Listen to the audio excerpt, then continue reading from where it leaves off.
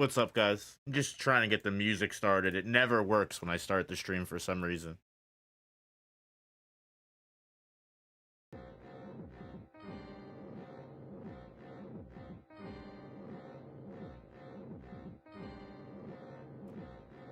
Oh, whoa.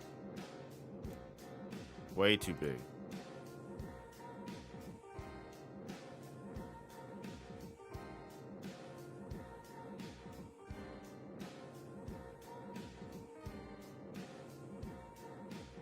All right, got everything pulled up here. What is going on, everybody? How the hell are we doing today? Has it been a minute long? Can I say that already? Yes, it has. Thank God. What's going on, everybody? Hope everyone's having a good Saturday, afternoon, evening, morning, whatever time of day it is for you. I hope you're having a good day. If not, I'm sending you all the spirit bomb energy I possibly can. Is this some kind of spin-off? So what it is, let me actually full screen camera here so you guys can see this. So this is the novel Thorny Road at Dawn. It's actually the second Jujutsu Kaisen light novel. The first one, I don't know what the first one is called. I'd have to pull it up. I don't know what it is off the top of my head.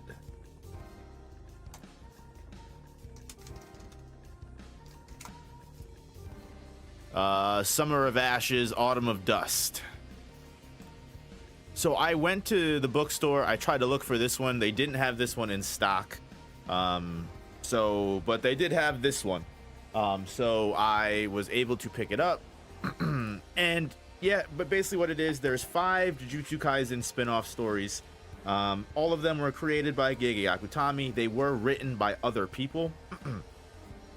But they were all supervised by Gege. Story-wise, the major concept of everything was created by Gege, and then the person that like wrote everything to page and like actually wrote out the text of the light novel was Ballad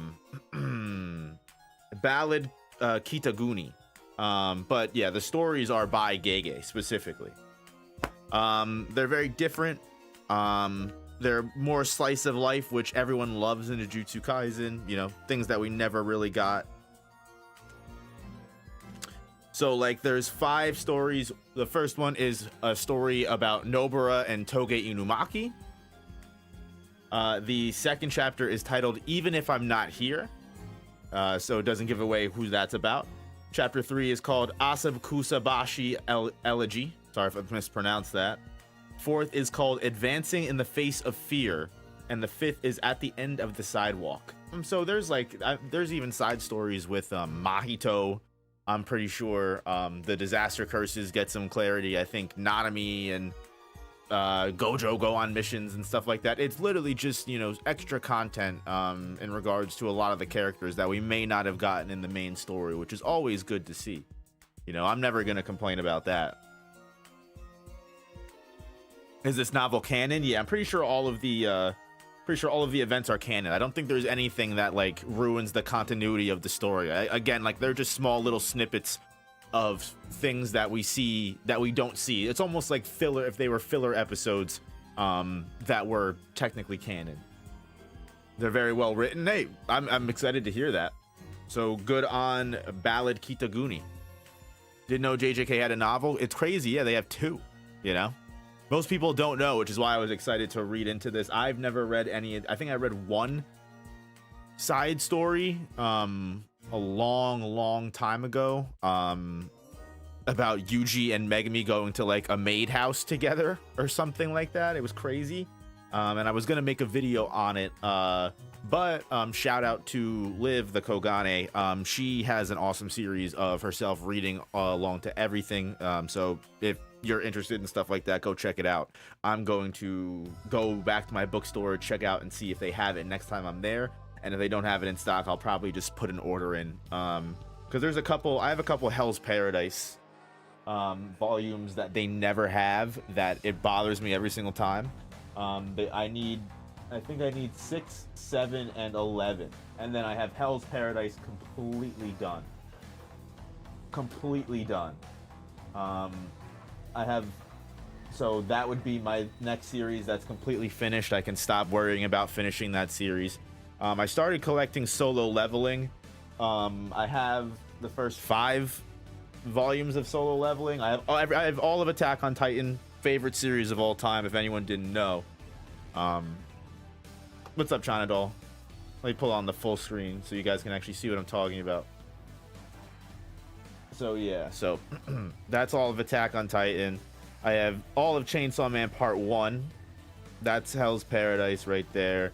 I got my Solo Leveling right there. I got the Game of Thrones novels that I still haven't read either. Would you guys be interested in me reading Game of Thrones? I want to read all of those novels one day. I'd love to do Game of Thrones content.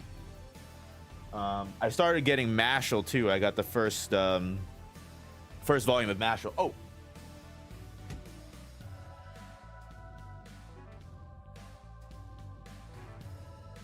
I think I showed this before, but I got Phaeton from the Phantom Troop in Attack on Titan. And then I also have, I just picked this up with everything recently. I got fucking Ichigo. Badass.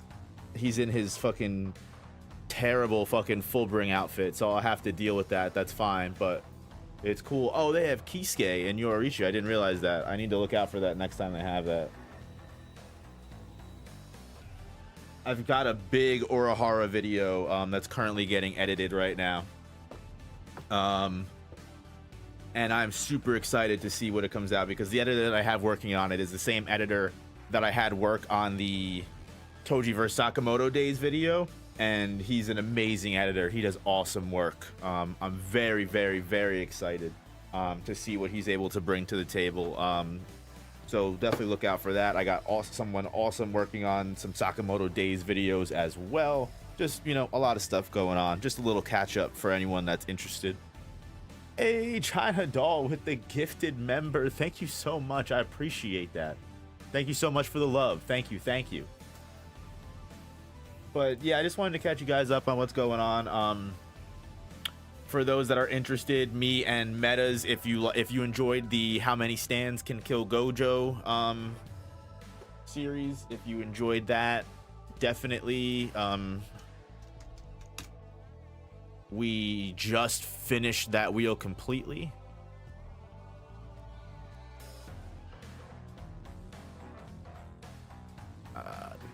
These videos, How Many Stands Can Kill Gojo Part 2, How Many Stands Can Kill Gojo, we just finished the wheel entirely. We actually added a couple more stands on there, which we're gonna be able to get like 4 more videos out of that. So that series is gonna be alive and well for a long time, which I'm super excited about.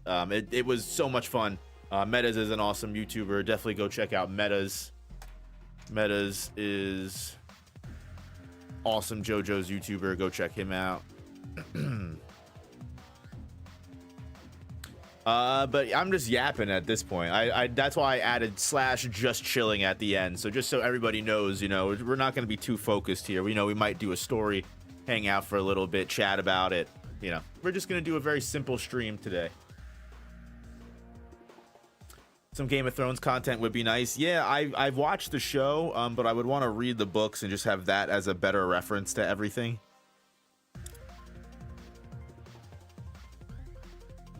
So what if we see something in this novel that doesn't match with the manga?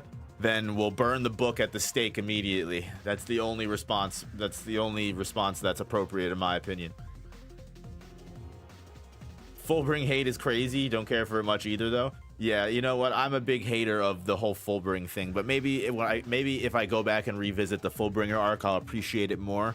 I also read it when I was like 15, 16. But you know.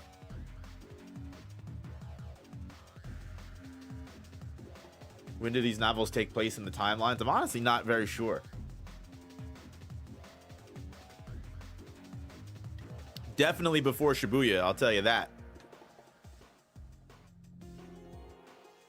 Personally a fan of Mahito's chapter from the first novel. Mahito's chapter is in the first novel? Okay. Okay, so that confirms that. I know that Mahito has a chapter that I heard was very good.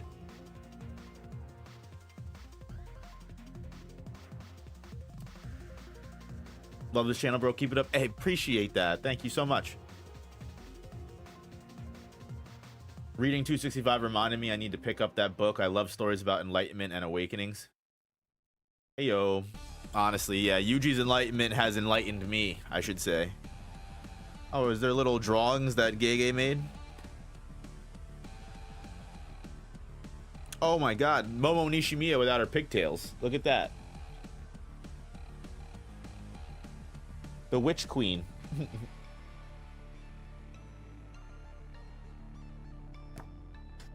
Nice little Gege sketch.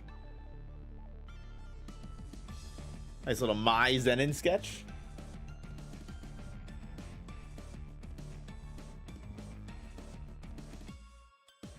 You know, I have a video drafted. It's not complete. I'd have to put a little bit of work into it. I do have a video drafted of what if Mai was the stronger twin instead of Maki. I always wonder if you guys would be interested in that. So definitely let me know if that's a video you guys would be interested in. Maybe I'll finish it. In the meantime, speaking of Maki, nice little Maki sketch as well.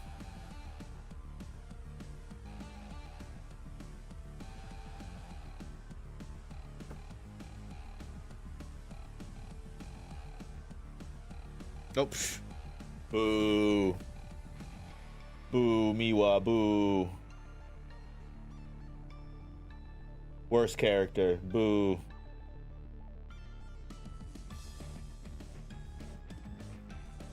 Oh, we got, and then we got Nobara, I think is gonna be the last sketch. Why can I not figure out how perception works? Here we go.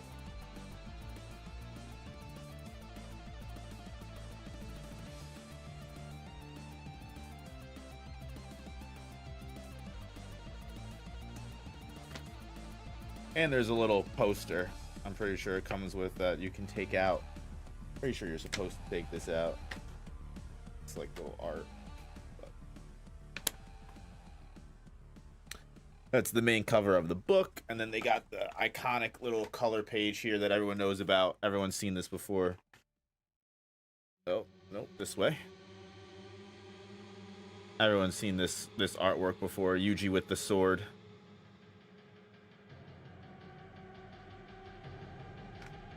Megami Divine Dog.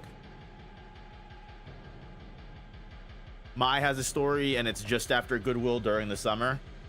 Yeah, it seems like little in-between stories. Little in-between stories.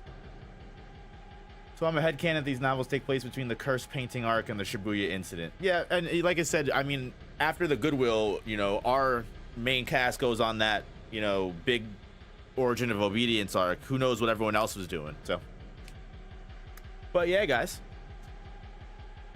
Hope you guys are all doing well. Hope you guys are all enjoying every moment, every day.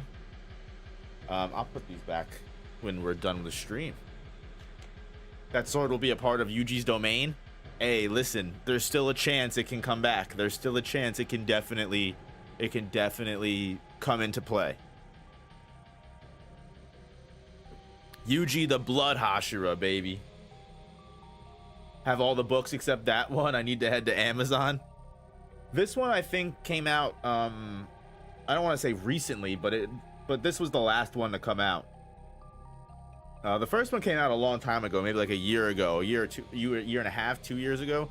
This one only recently just came out, maybe a year ago. Like I said, not too recently.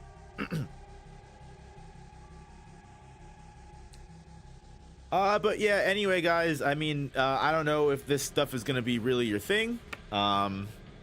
Genuinely speaking, I'm just going to be basically just reading aloud some of the stories. If you guys are into that, definitely feel free to stick around. I really appreciate it. Hit that like button. It means a lot to me.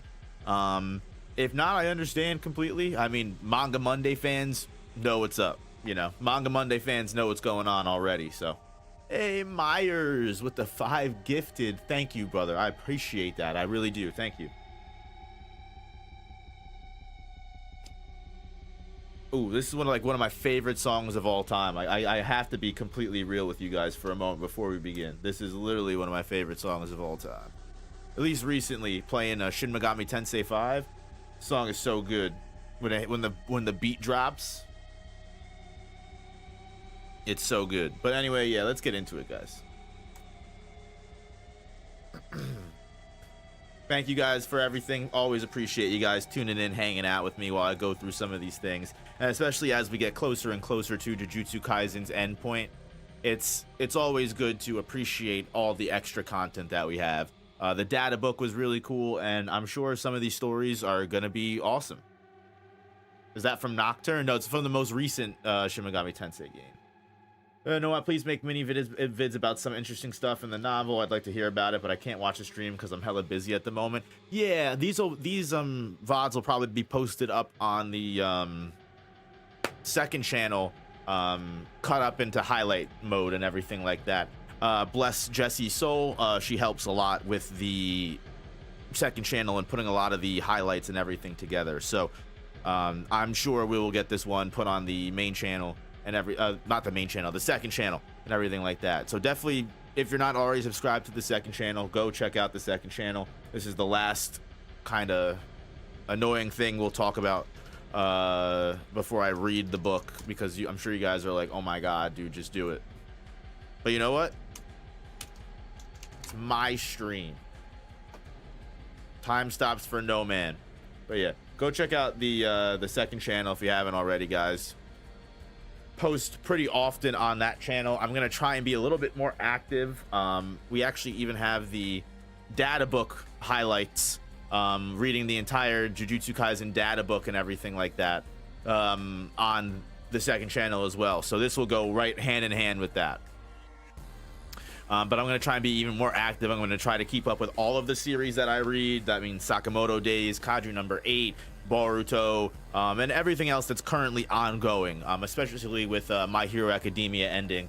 I'm sure a lot of people are going to be trying to find the new best series. So I'm going to, as many people have already probably heard, I'm going to start rereading Kagurabachi and try and give it a second chance and see if I can get into it.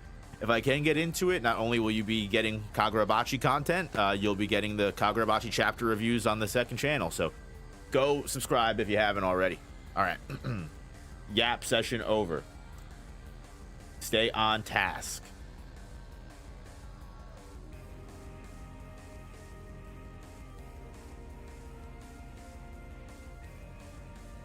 Been waiting for an illustration book from Gege with all those color illustrations. Oh yeah, that's gonna be awesome. Maybe when the series is over, you know.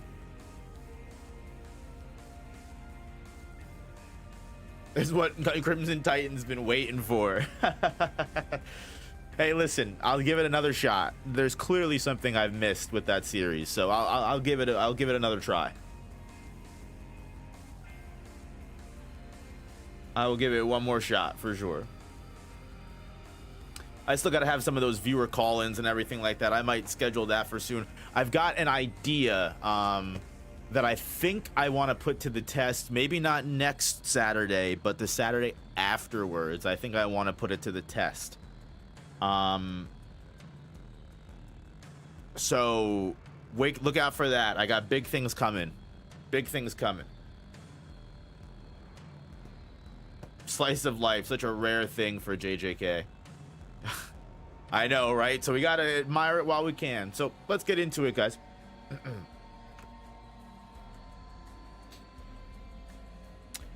So it seems like the cast of characters for this whole entire book are gonna be Yuji, Megami, Nobara, Mai Zenin, Ijichi, the god sorcerer himself. Let's fucking go, baby.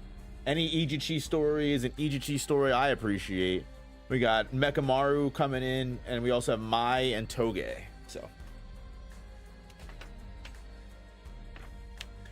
So, like I said before, chapter 1 is Nobara and Toge.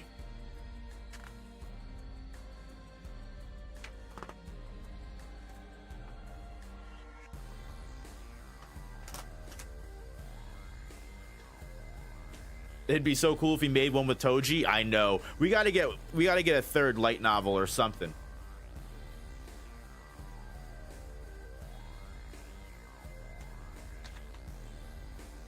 All right, let's get into it, guys. Leroy Jenkins.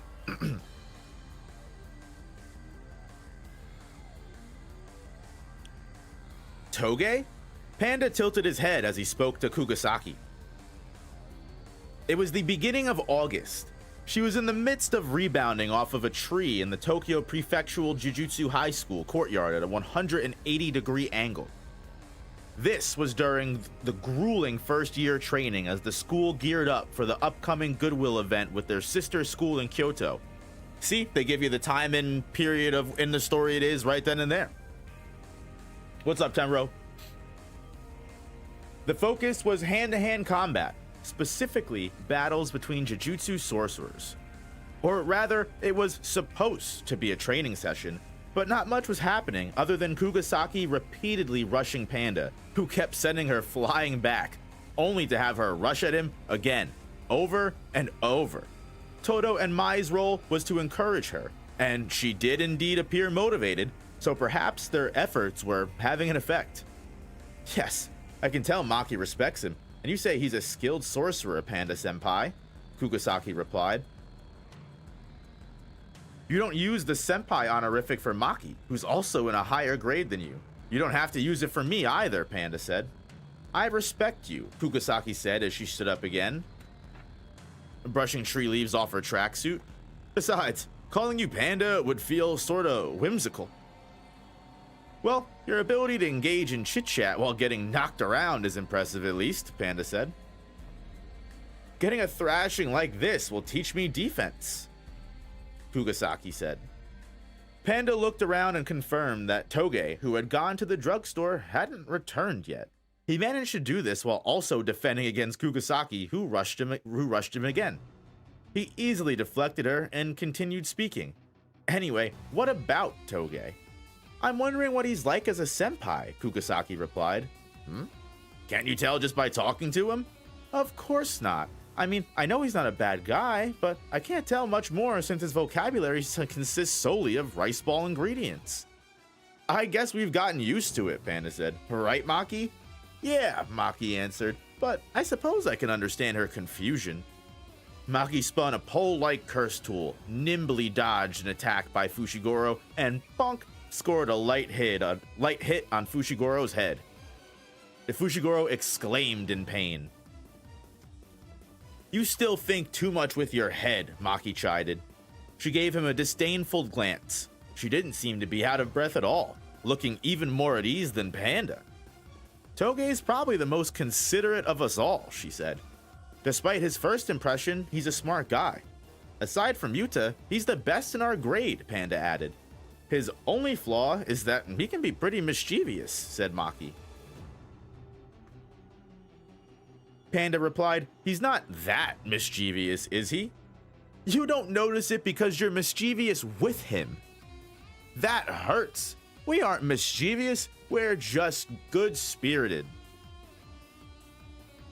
Kugasaki had reached the limit of her ability to make small talk while training.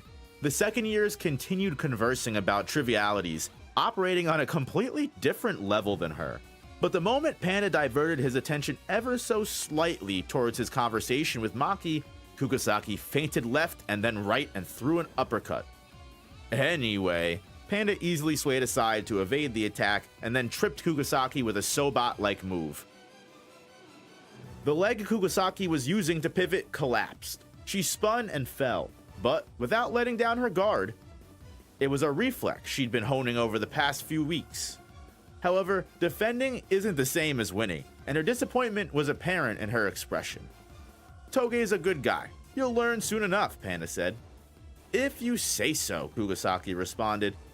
Kugasaki's defense also didn't prevent her from injuring her back when she fell. If I keep falling like this, I'll have to buy a whole new tracksuit, she thought dejectedly.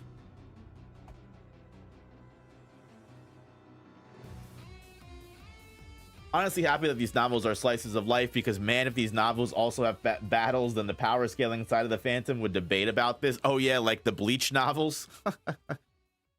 Anyway, there's a little transitionary period, so I thought I would check chat.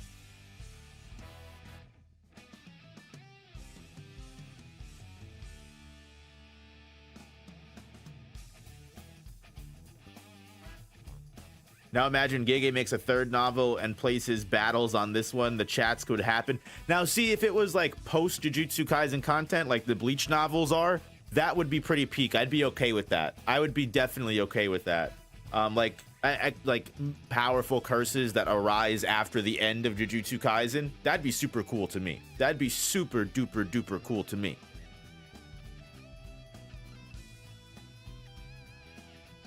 Anyway, sometime later on an autumn day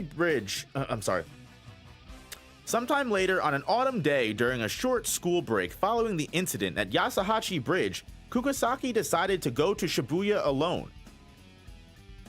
Oh, what was? Fushiguro was exhausted and holed up in his room to read, while Itadori had gone out to see an artsy movie that only a film nerd would like. Maki was on a mission unrelated to Yasahachi Bridge, so they wouldn't see each other for a while. This left Kugasaki without any plans, so she went shopping for makeup, clothes, and personal items, things she wouldn't want to shop for with the boys around. Winter tops and bottoms, winter shoes, underwear, foundation, she muttered to herself. With shopping bags dangling from both hands, Kugasaki examined her haul. She didn't think she'd purchased too much, but she had done more walking than expected. Perhaps it had been a mistake to wear her new pin-heeled boots. She didn't get to go shopping alone that often though, and there were still some things she wanted to look for. As she walked through the boisterous crowd, she thought she might browse handbags next. When she had first arrived in Tokyo, all the new sights were dazzling to her. 3 months later, she'd just grown accustomed to the lights, and the noise had even started to get on her nerves, but it was a product of unceasing human activity, and the constant snippets of conversation gave the city character. That was a masterpiece. Salmon. Come visit our new shop. We reopened. Don't you want to try some? It's delicious. Did we get too much? I'm so tired. Mom, buy that for me. I apologize for that. Countless voices representing countless lives intermingled at the intersection. Each one was an individual, existing in their own individual world. Some people might have found the confusion of voices and needs to be depressing, but not Kugasaki. She had a strong sense of self. She welcomed the clamor of the city because it allowed everyone to live as they pleased. Kugasaki is me, girl. I feel you. Actually, it was her home village that had been suffocating. There, conformity was encouraged. Its ecosystem survived by refusing to recognize individuals as individuals. To Kugasaki, it had felt like a closed-off world that was quietly rotting away. By contrast, the masses of people in the city meant that every person had their freedom. Someone once said that the city makes you lose interest in other people. Kugasaki smiled, thinking that was fine by her. No one here would criticize her for being who she was, and she could walk wherever her own 2 feet took her. The chaotic and multifaceted nature of the city was comfortable for her. Yet, fateful encounters occur even in the urban jungle. Kugasaki was walking toward Shibuya Hikari when she recognized a face amidst the crowd on the other side of the street. The person's collar was flipped up and closed tight, hiding the lower half of his face. It was Toge Inumaki. She was certain she had never met the blue-eyed man with him, who looked as though he might be a foreign tourist. The unexpected sight of the two captured Kugasaki's interest. I wonder what they're talking about. Kugasaki changed her trajectory, crossed the street just as the signal changed, and made right for Inumaki. As she approached, she could overhear the conversation. I'd like to go to Shibuya 109, the man with blue eyes said. Salmon, Inumaki replied. Where can I get a taxi? Asked the man. Salted Fish Row. Which way should we go? Kelp. The language of the gods. Watashi Itakai Ichimaru Q? The man stammered in Japanese. Please, okay? Salmon? Toge responded. Salmon? The man repeated. On? Salmon again? What the heck, man? Fish flakes. Ugh. The situation was even more of a disaster than Kugasaki had imagined. Inumaki was a cursed speech user, so in order to avoid accidentally releasing curses, the only words he uttered were rice ball ingredients. The tourist had stopped him, of all people, to ask for directions, and Inumaki was trying to respond the best he could through a variety of gestures. That's just sad. Figuring the tourist was probably running out of patience, Kukusaki decided to intervene. "What's up, senpai?" "Tuna mayo," Inumaki answered. "Spare me the rice ball bit, okay?"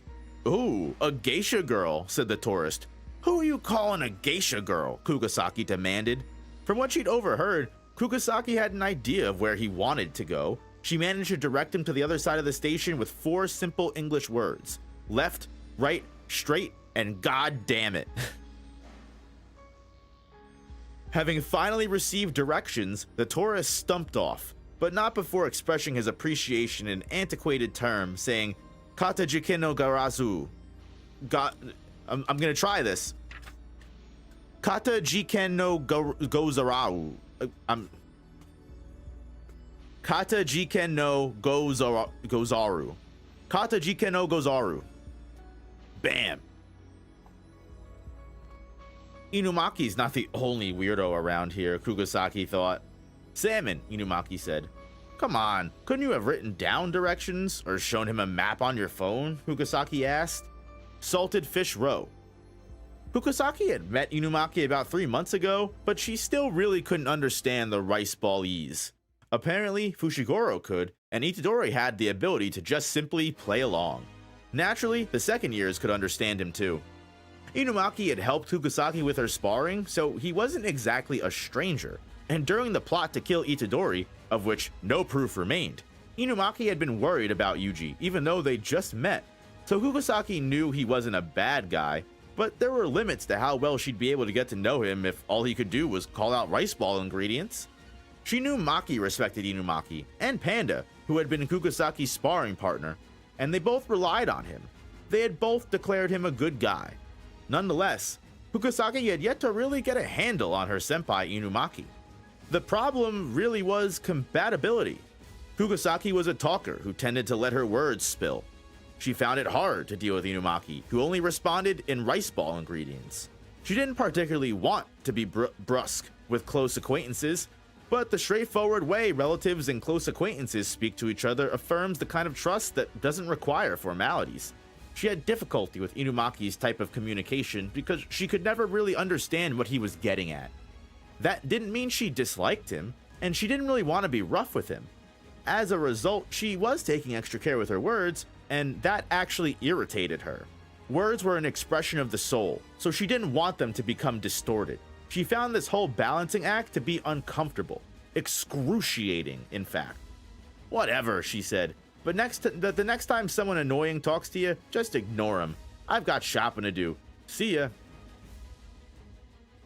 "Mustard leaf," her senpai replied. Yeah, mustard leaf to you too." Kukusaki had no idea what that meant, but Inumaki had said it as they parted, so it seemed natural to say it back. As she took a step away, Inumaki grabbed her shoulder and stopped her. What do you need?" she asked. "Fish flakes." "Sorry, that doesn't tell me much." Inumaki waved his hands and shook his head. Kukusaki got the sense that he didn't want her to keep shopping, but she couldn't figure out why that would be. Maybe he just wanted her to head back before it got dark? In any case, that was all she was able to pick up, because fish flakes just didn't provide detail. She knew he was worried though, so she smiled. "Don't worry, I won't be staying out too late." "Mustard leaf," he said. "Uh-huh. Don't you stay out too late either," Kukusaki said, casting a vexed look at him before rejoining the crowd. "Fish flakes!" Inumaki reached out again, but his hand banged into an old lady who was passing by. Thankfully, he didn't hurt her, but as he was helping her cross the street, Kukusaki moved out of sight.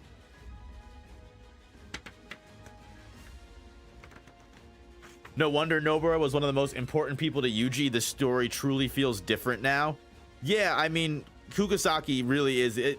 That's how her character really is coming out in the story. It really is nice to see. Genuinely. Really is nice to see.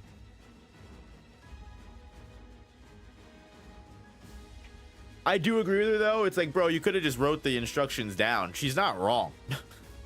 She's not wrong at all.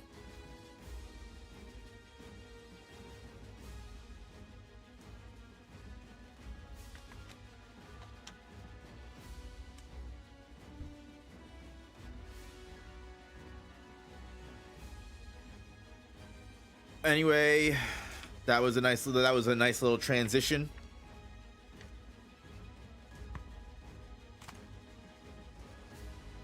Nobara's view on the city reminds me of what Yuji said about the town in the new chapter. Very true. Very true, Space. Kukusaki passed a building and turned a corner. She strolled through the waves of people coming and going. She was good at dodging criers as they handed out flyers and tissue packets. As she blew past, she thought, "Good try, guys." Hold on, miss," someone called out. "Pardon me, but have you got a second?" "Huh?" Kukusaki exclaimed. A pushy man was shoving his way toward her. He planted himself right in front of her and blocked her from going any further. He had long blonde hair and a goatee, and he was wearing a suit. He was slender, had such a dark tan that his white teeth dazzled when he smiled. So, Kukusaki demanded. "Let me guess, you want me to model for you? Well, I've already had enough offers." "Aw, don't be cold," the man replied. "Let me introduce myself." He held out a business card, and Kukusaki took it with her right hand, shopping bags dangling from her wrist. The cultural conditioning to accept a business card when someone offers it is strong. Just like it says here, "I'm Kaya Tsurubi from H Productions, a fashion model agency." H Productions? It really is a modeling agency? Kukusaki peered at the business card, then at the man named Tsurubi, and then at the card once again. "Huh?" She said. "Seriously? You're a scout?" "Sure, if you want to call it that. Sorry to be so pushy, but the modeling world is cutthroat when it comes to recruiting. I gotta bother any diamond in the rough that I spot, shining brighter than anyone else, the way you do." H Production. Modeling. Diamond in the rough. As if those dreamlike words weren't enough, Tsurubi piled on more. "My agency's new model for the next generation is cute and powerful, and you fit that description perfectly." Literally hitting her exactly where she feels. She literally flashes back to the exchange event. "Well, yeah," Kukusaki responded. "You've got a good eye. So if you don't mind, I want to talk for a minute." Tsurubi continued. "You really are a diamond in the rough. You must be busy, but one conversation like this could change your future, so I think it's worth your time. I've got a feeling you could be the next Jennifer Lawrence." What kind of hold does Jennifer Lawrence have on Gege like this, that just so many characters in his story bring them up? Seems like Inumaki was trying to warn her about this. Yeah, that's what it seemed like. It seemed like this sketchy guy might have been following her, and Inumaki was trying to warn her.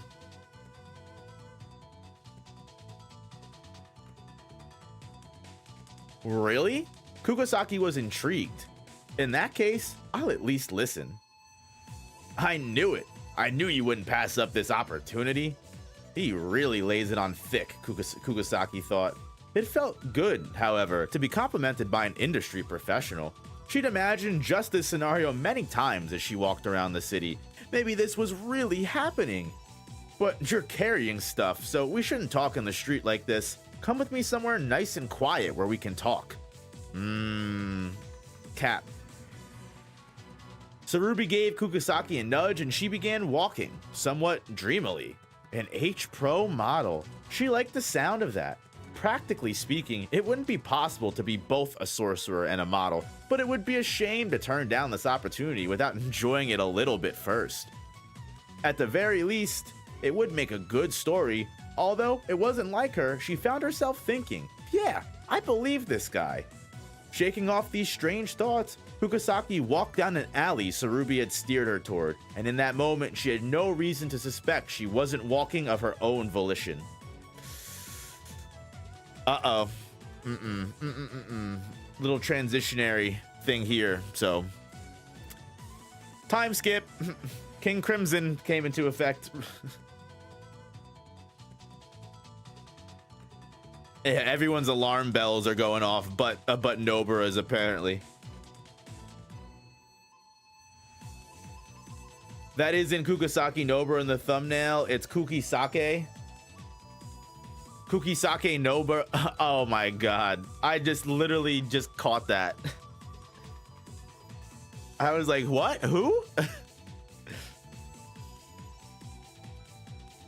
Kids never follow a stranger into a dark alley. True.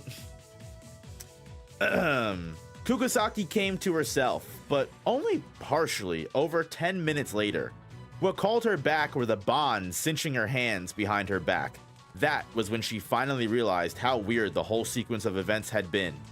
She was sitting in a room that didn't look at all like it belonged to an entertainment agency, containing just one simple desk and a bookshelf other than the chair she was tied to. Seals with occult symbols covered every inch of the walls and even the floor. At a glance, she knew that someone involved with Jujutsu had prepared the space.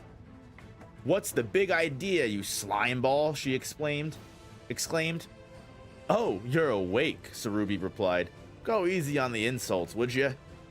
He was sitting behind a desk, cutting a cigar with a knife. He looked at Kugisaki, then flicked his gaze behind her and said, "I told you to be gentle, Kozumi. You were too rough." It jolted her back to herself. Sorry, Tsurubi," said the man, Kozumi, apparently, who was standing behind her. "But she had a hammer. It scared me." Kozumi was a wall of muscle. He looked larger than Todo. His professional wrestler's build didn't at all match his timid demeanor, though. "Well, the rope is a safety measure, and I have to say I'm surprised at how easily you woke up anyway." "Kugisaki, that's your name, right? You must have a strong sense of self. I'm surprised." "Huh?" Kugisaki responded. The veins in her temples bulged as she realized how not good her situation was. They had her slung over the back of the chair, arms draped over the backrest, and from the way her sleeves felt, they had probably taken her hammer, nails, and doll. "How do you know my name?" she demanded. "You told me about yourself, but I doubt you'd remember," Tsurubi answered. He lowered his head, looking down at her across the desk. The glare from the setting sun was shining through the window and making his expression hard to see, but it looked like he was smirking. "Take it easy, Kugisaki. We don't plan on hurting you. We just want to talk." "Huh? Why would I believe? Just believe me, okay?" Kugisaki wanted to shout at him, but her anger disappeared as soon as it formed. It felt so easy to just believe what he said, as Tsurubi had suggested, and part of her longed to take it easy. The rational part of her realized how weird this change was, but she found that she just couldn't doubt him, no matter how much she wanted to put up her mental defenses.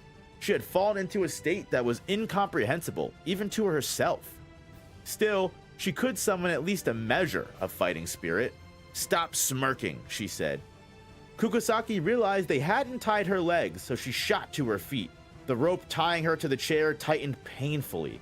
She twisted her body and swung the legs of the chair at Tsurubi. Not gonna happen," Kozumi said. She had made solid contact, but the only result was that the chair broke. The big man had stepped between her and Tsurubi. She had swung with all her might, but he showed no sign of suffering even the slightest of injury. Kugisaki huffed. Kugisaki was much smaller than Kozumi, so she was the one who ended up on the floor. She immediately tried to stand up, but the chair interfered and she remained on her side, floundering. "Don't bother, Kugisaki. When it comes to sheer brute force, Kozumi's first rate. He's a total doofus about complicated curse techniques, but his physical strength, plus a curse technique for reinforcing skin with curse energy, turn him into the ultimate shield." "Then I'll bust your head first," Kugisaki threatened.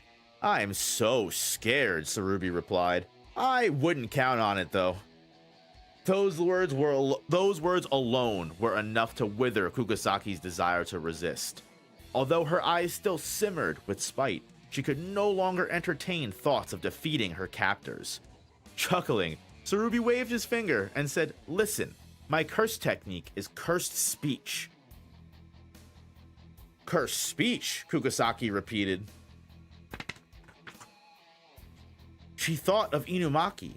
Even she knew that cursed speech was dangerous. If she had to defend herself against the 1-2 punch of Kozumi's immense strength and Tsurubi's cursed speech, that situation was dire. "Yes," Tsurubi answered, "but my people ain't like the vaunted Inumaki family. We ain't as strong or versatile. Even with an amplifier, we barely compare, so don't worry. Amplifier? Kugasaki asked.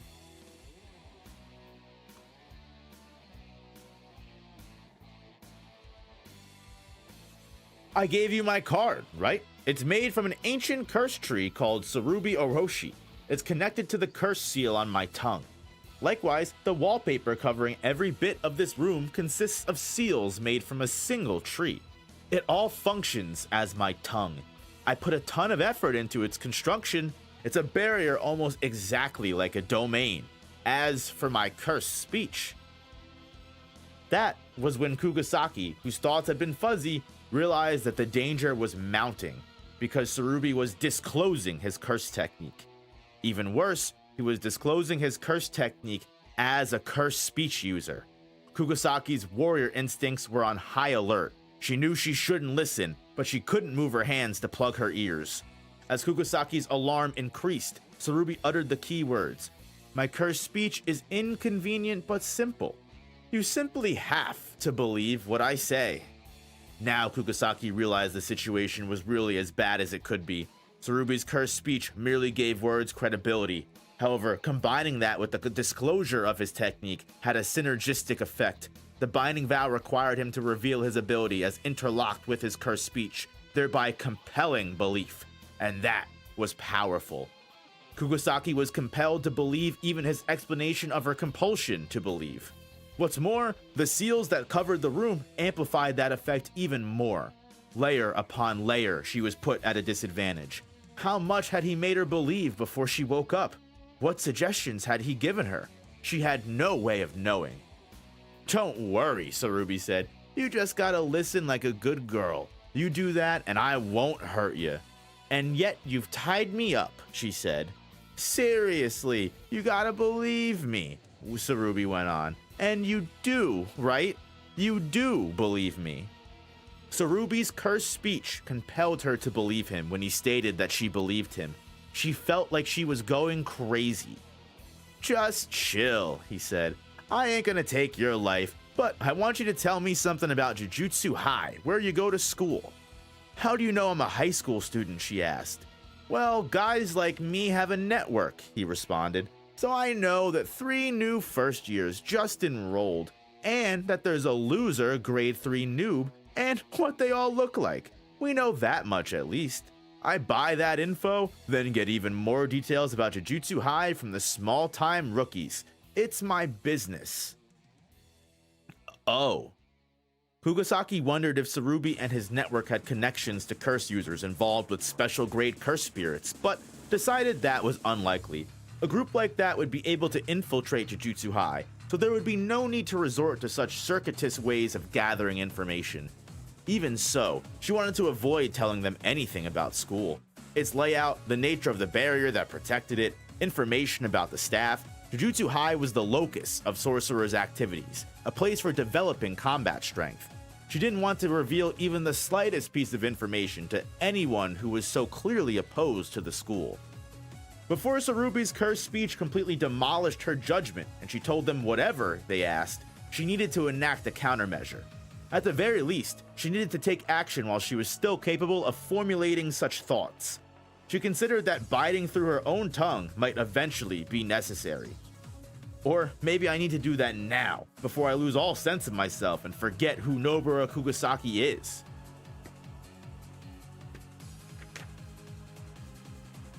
Just as she was solidifying her resolve, a loud sound, wham, came from outside the room.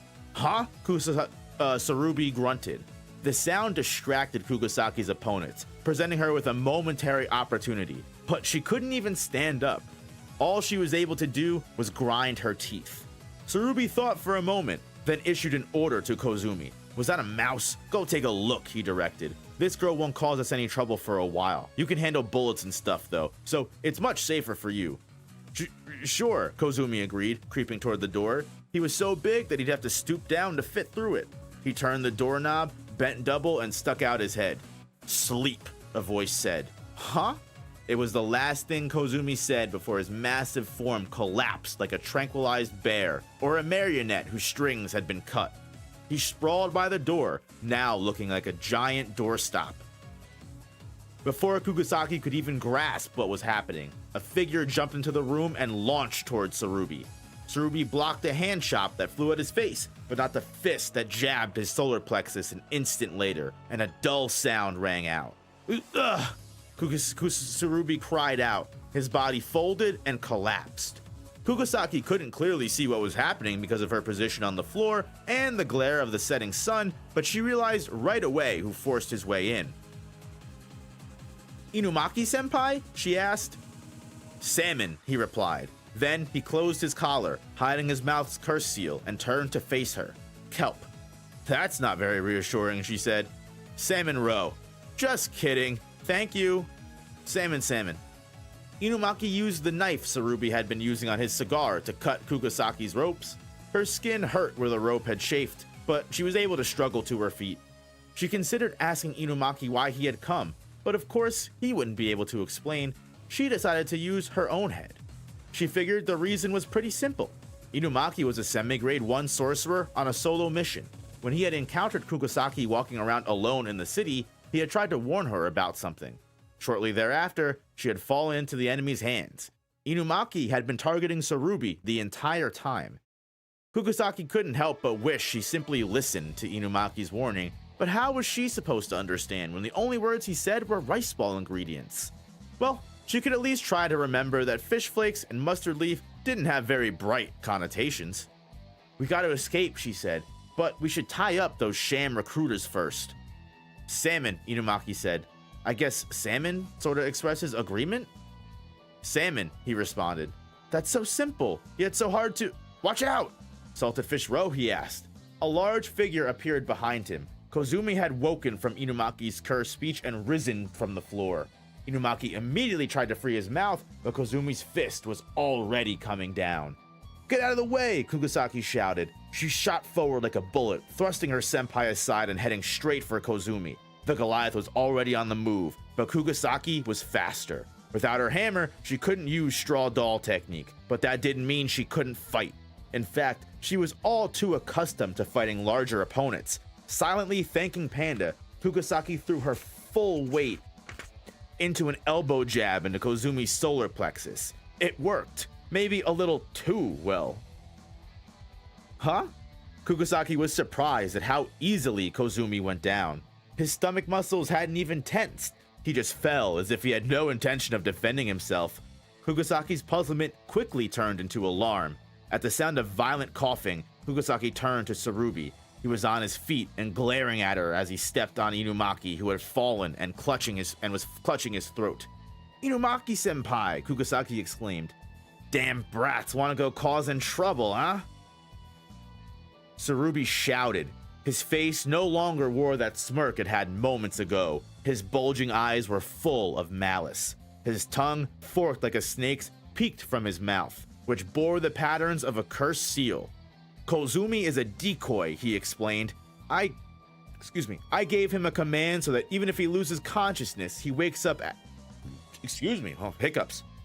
but wakes up after a given period of time later. That's how I was able to take down this meddler. I always have a backup plan." "What did you do to Inumaki?"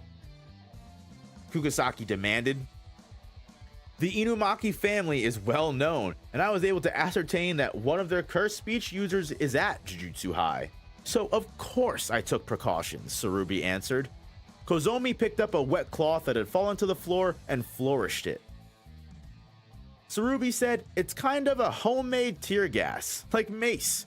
Cursed speech users have ways of defending against each other's cursed speech, especially a strong cursed speech user. Uttering just one word puts pressure on the throat. It's instantaneous." "Huh?" Kugasaki said. "Inumaki wouldn't fall for that so easily." "I owe it to you, Kugasaki," Tsurubi said. "He's your senpai, so when he saw an unknown object flying at you, he didn't hesitate to leap to your defense. He's such a caring guy." Something inside of Kugasaki snapped. Anger over her own carelessness had made her blood boil, driving away all thought. She had just doubled the trouble she caused Inumaki. Why did he go out on an investigation alone? It was because of compatibility with his target. For targeting a cursed speech user, Another cursed speech user like Inumaki would have the most suitable knowledge. Alone, he would have been able to handle this easily because the enemy was hardly a threat. But Tsurubi and Kozumi had gotten the best of Nobara twice, thereby exposing Inumaki to danger when he came to rescue her. She was filled with a single emotion, which cleared away all extraneous thought and distraction. And that emotion was anger. Pure anger. Not at her opponents, but at herself. The sunset stained the room blood. Stained the room blood red, I'm sorry. As the dust... I'm fumbling. Call me Angel. As the desk, walls, and floor turned crimson, what seemed most vivid to Kugasaki was the target she needed to hit. Her agitation hadn't disrupted her reason. Instead, sheer fury had sharpened her resolve. Careful now, Tsurubi warned. You shouldn't raise your hand to me, Kugasaki. I already got you to tell me your curse technique. Straw doll, right? I have your hammer, and you can't use it. So just stop, yeah? You shouldn't even consider trying to harm. Shut up, Kugasaki said. Huh? Tsurubi looked astonished at having been interrupted. His cursed speech should have been binding her spirit. She shouldn't have been able to find the will to interrupt his words.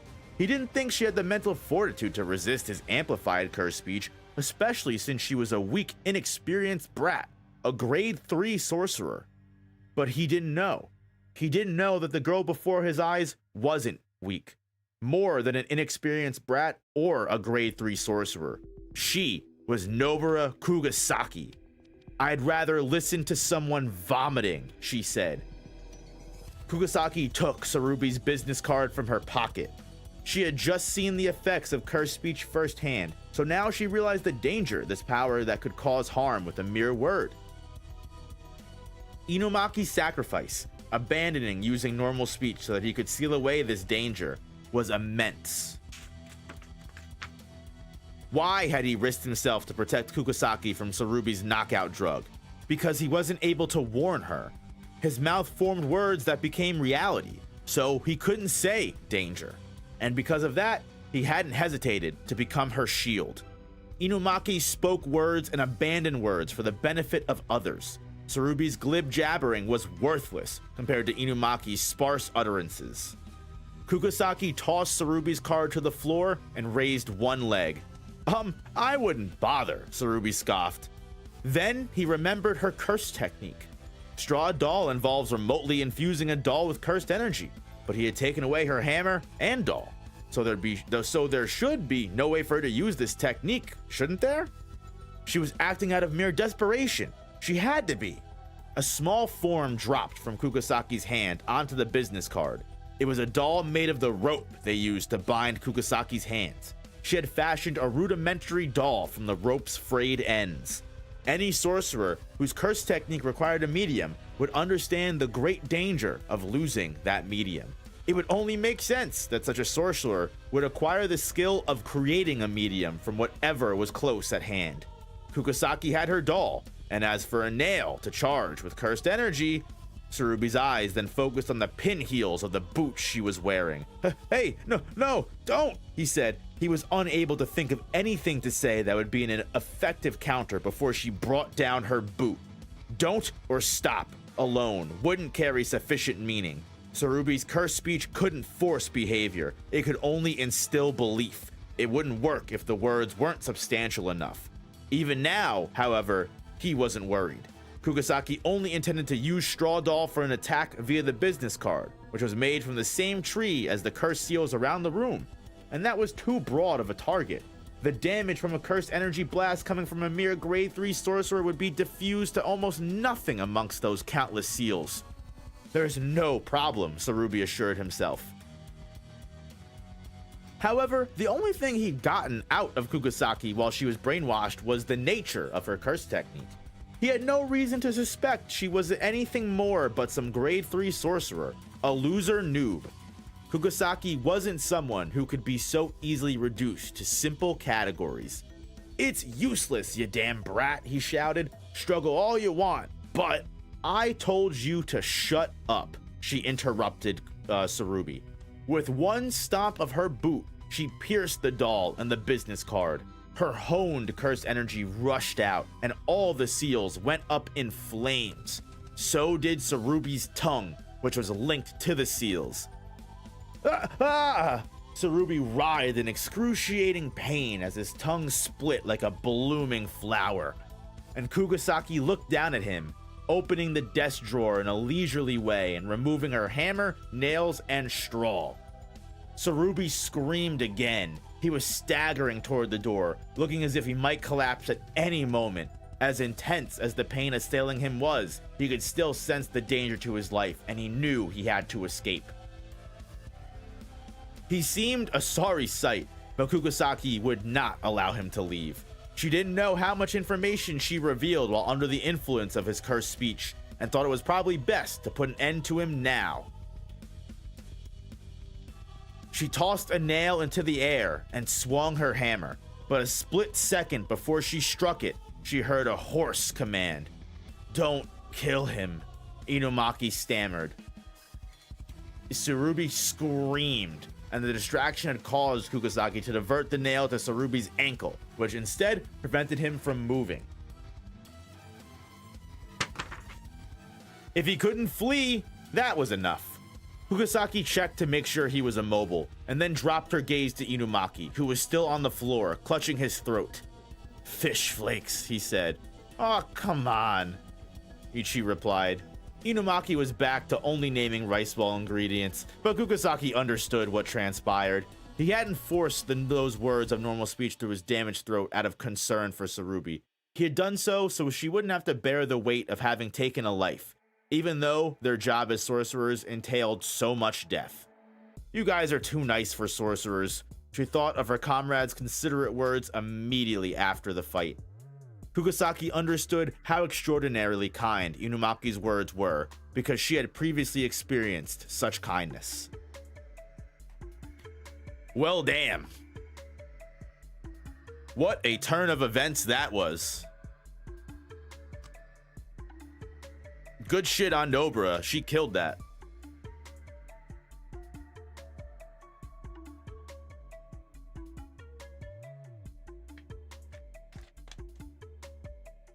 This is the second light novel for those that are asking. Thorny Road at Dawn. What Jujutsu Kaisen lacked? More world building. Yeah, I love that. That was actually really cool. That would have been a really nice. I saw a lot of people in chat talking about this should be an OVA and everything like that. I completely agree. These should be OVAs. Like, these are genuinely like decent. Like that was like a really good one-shot, you know, episode, right? Like that was a perfect slice of life filler episode. You know what I mean? Like you could have condensed that entire story and storyboarded it into one cool episode in the middle of like a season or something like that, and it would have been very cool. When does it take place? So this takes place I think in the middle of Yasahachi Bridge, or right before Yasahachi Bridge, or after the bridge incident. Thank you, RM3. It was right around there, so after Origin of Obedience.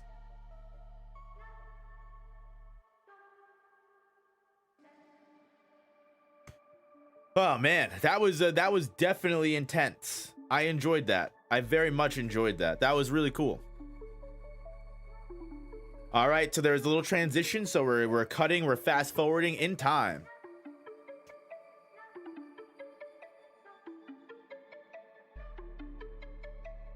Kugasaki and Inumaki didn't get a much needed rest until the next day.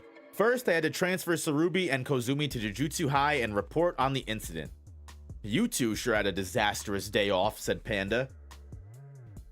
Salmon, Inumaki said.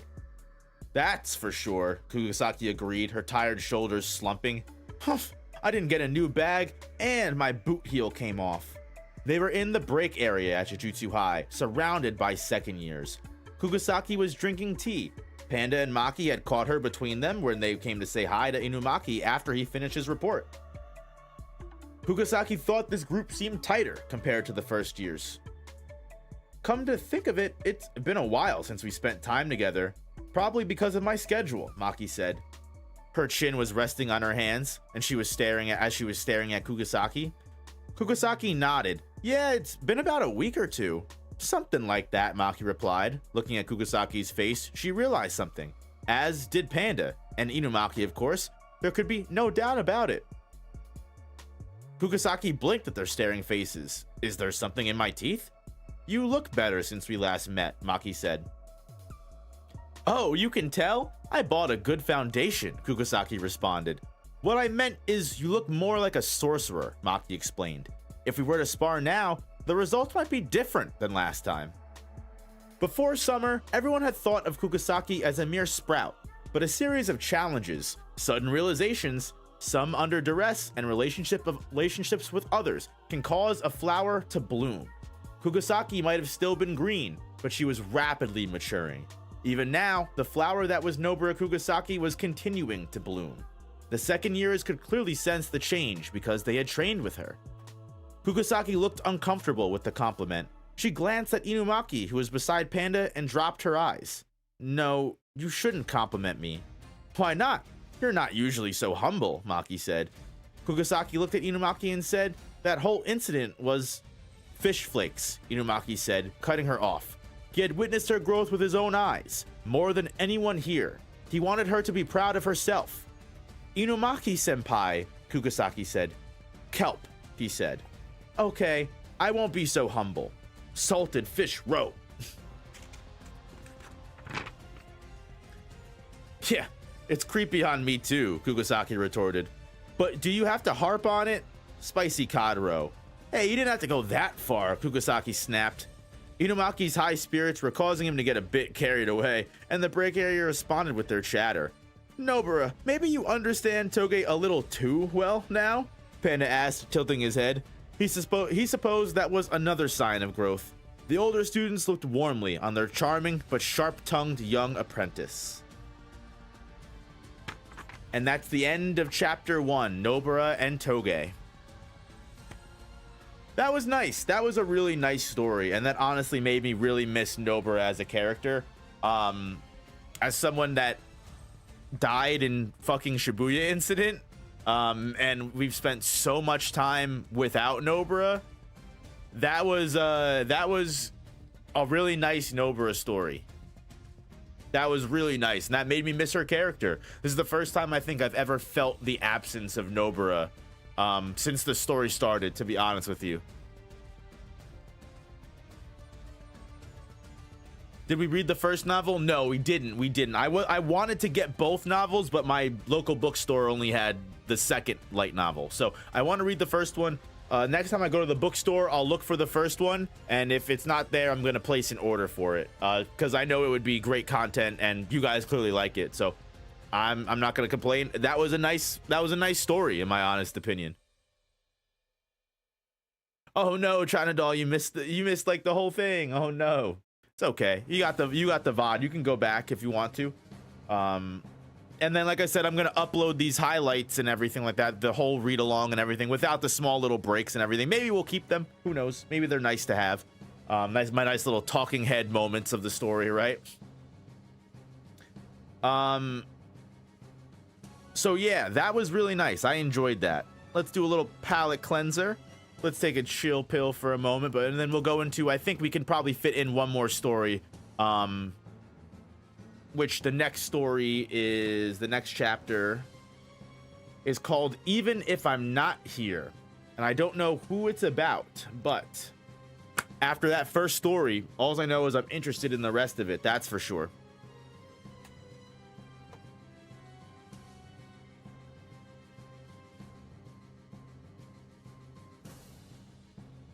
You want to read them now? Yeah, no, they seemed like that was a really good story. Like, I could literally, and because I know the characters so well, I was able to picture everything perfectly in my head, how it played out. They really do need to turn these into OVAs or something, because they really can be.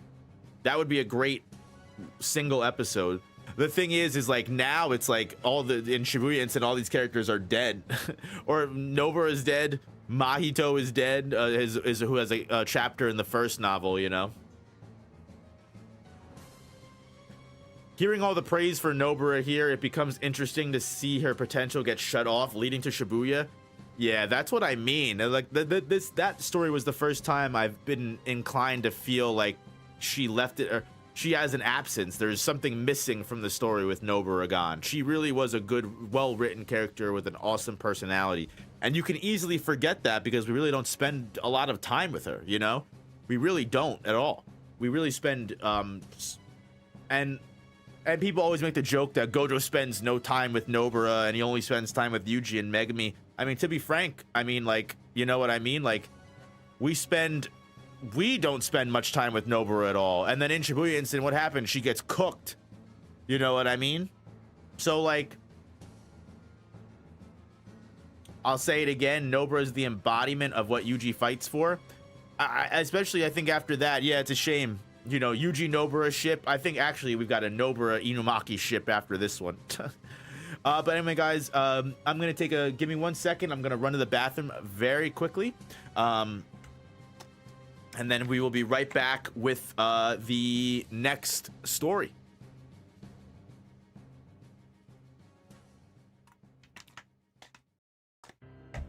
Thank you guys for your patience. Love you. I'll be right back.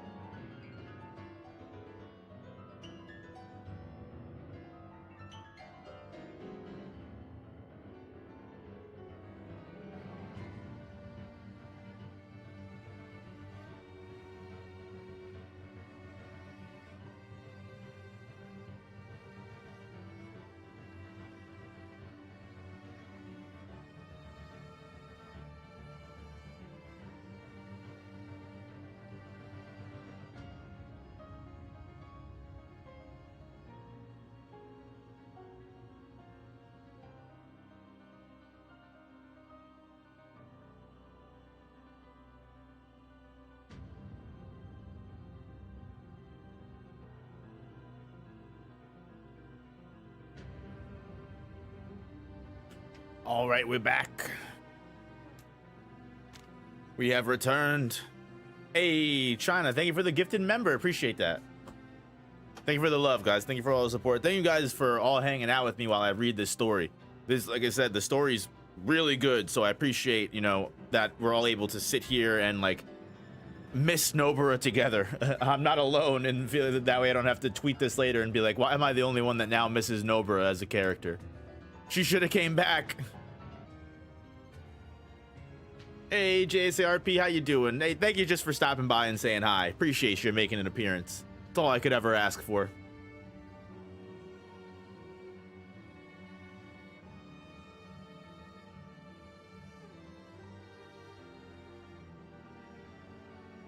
Moving mattresses for charity? Hey, let's go. Good on you. Good on you.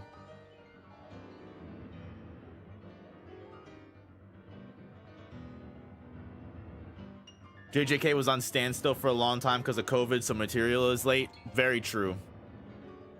JJ Noop now sees why people coped about Nobara being alive for so long. True.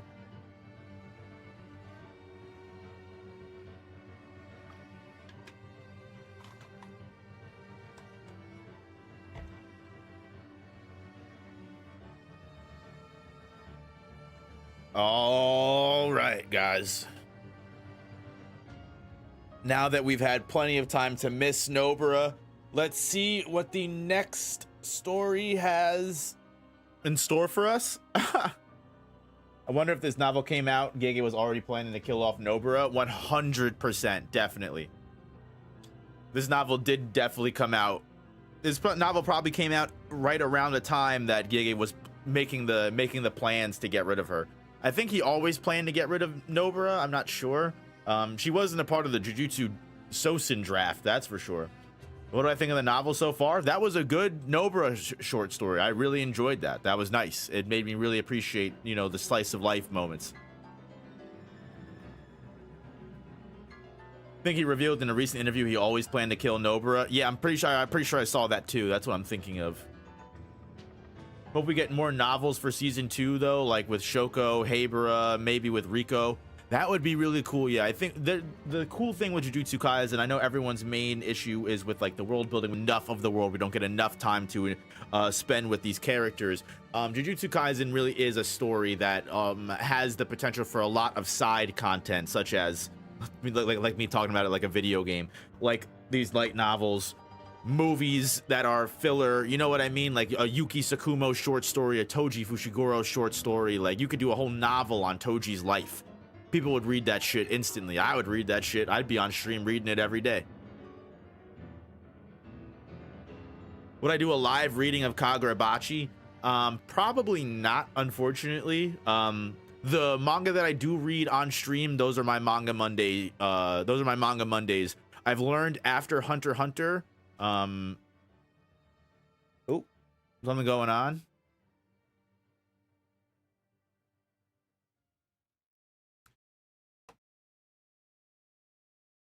I don't know. Is YouTube having an issue? Because my OBS is showing fine clarity. Are you guys having an issue with stream? YouTube's telling me everything's buffering.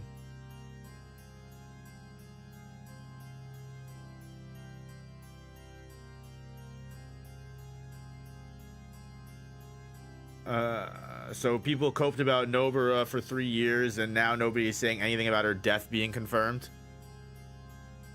I see a lot of people talking about her death being confirmed and everything like that.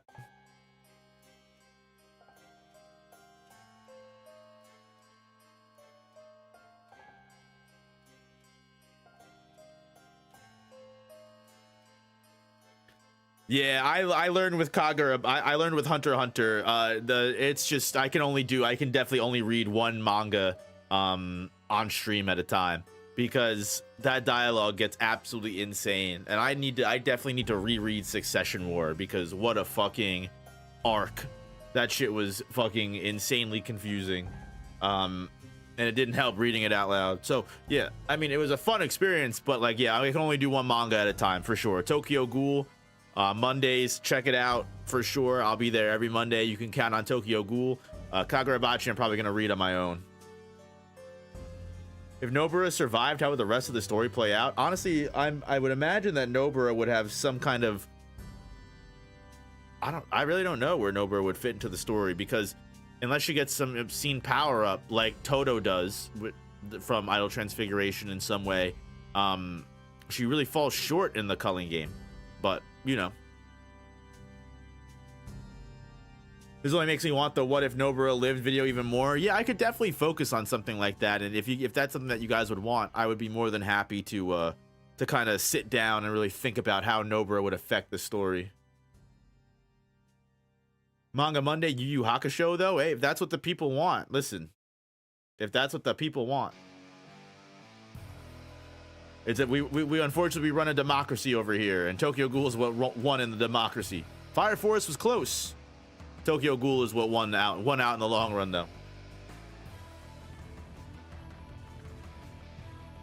Sukuna just blitzes Nobara and she gets the Choso treatment. Yeah.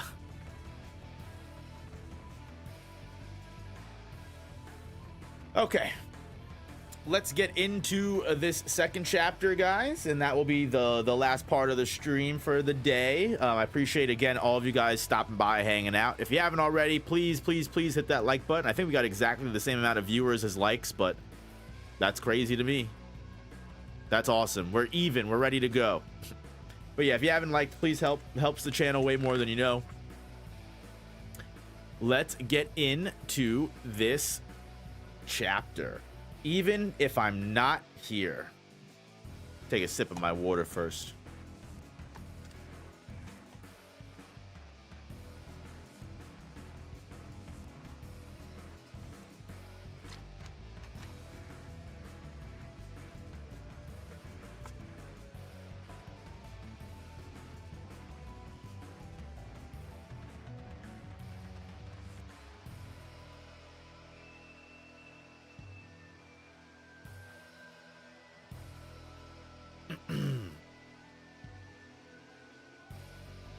You think we'll get a Sukuna novel? I would read it if we got a Sukuna novel.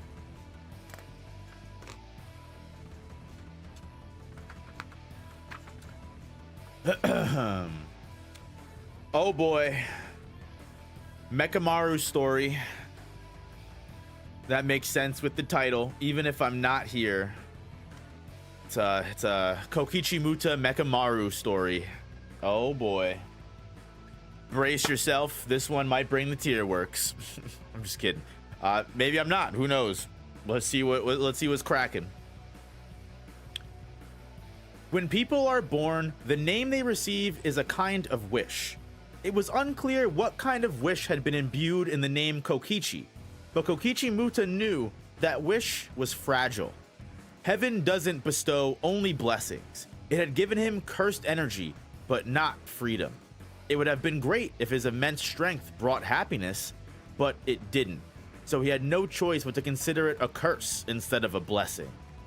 Heavenly restriction meant Kokichi Muta had to sacrifice a healthy and sound body in exchange for his power. Even moonlight burned his sensitive skin.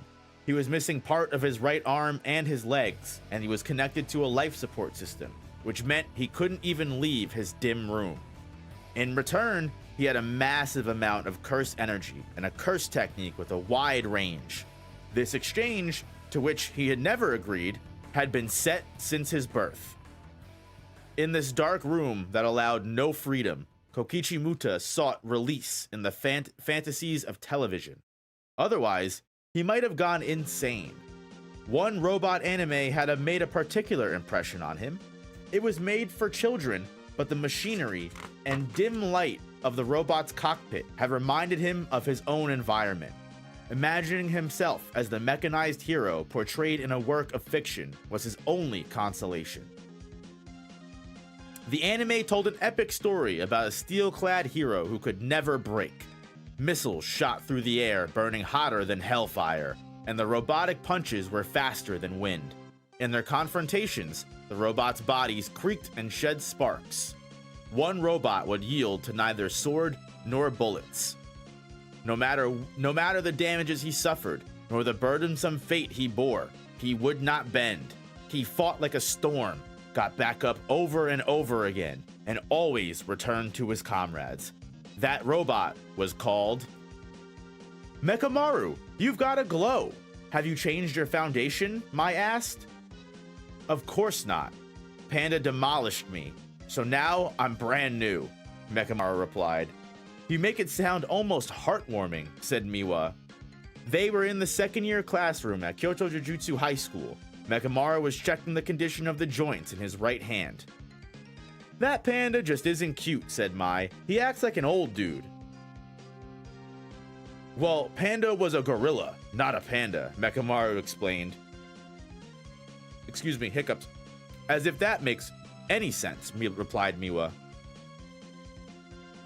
Did you attend a Goodwill event at Ueno Zoo or something? Mai asked.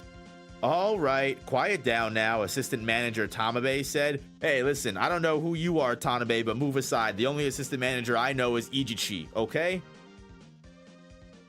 Ending their conversation with a clap of his hands. Tanabe turned off the lights and used a projector to show images of traffic accidents on the white wall. They were a sharp contrast to the Japanese-style architecture defining the room's interior. Judging from Tanabe's puffed-up demeanor, Mai and Mechamaru guessed that he chose this room because of the importance of the meeting, so they were attentive. It has become clear that the outbreak of traffic accidents around Kyoto is the work of a curse user, Tanabe said. A curse user? Not a spirit? Miwa asked. Well, witnesses have spotted a cursed spirit with an unnatural appearance at some of the crash sites. It was a Shikigami, which led to suspicion that the curse user was purposefully disturbing drivers of motor vehicles. I investigated, and Tanabe switched images. Now they were looking at an overhead view of Kyoto. Indicators marked the locations of a few accidents. Judging from the accident sites and residuals, there is a high possibility that the curse user's hideout is here. Mount Hiei? Mai asked, frowning as she recognized the location. It wasn't unthinkable. Well-known historical locations were prime sites for negative emotions. The burnt remains of Enryaku Temple on Mount Hiei are well known. It's said that Oda Nobunaga's slaughter of the Buddhist priests there spared neither young nor old, man nor woman, not even children. The severity of that incident led to it becoming a famous paranormal site. Mai tilted her head. Seriously? A little obvious, no? Yeah, it's suspicious, I agree, Tanabe nodded. Ordinarily, a cursed user would be unable to hide on Mount Hiei, an area that sorcerers treat with extreme caution because it's a good spot for spirits to gather. Jujutsu High personnel frequently visit Enryaku Temple, and they wouldn't fail to notice any suspicious individuals or evidence. But they did. And there's a reason for that, Tanabe said. Is this connected to that news story a couple months ago? Asked Mekamaru. You are correct, Mr. Ultimate.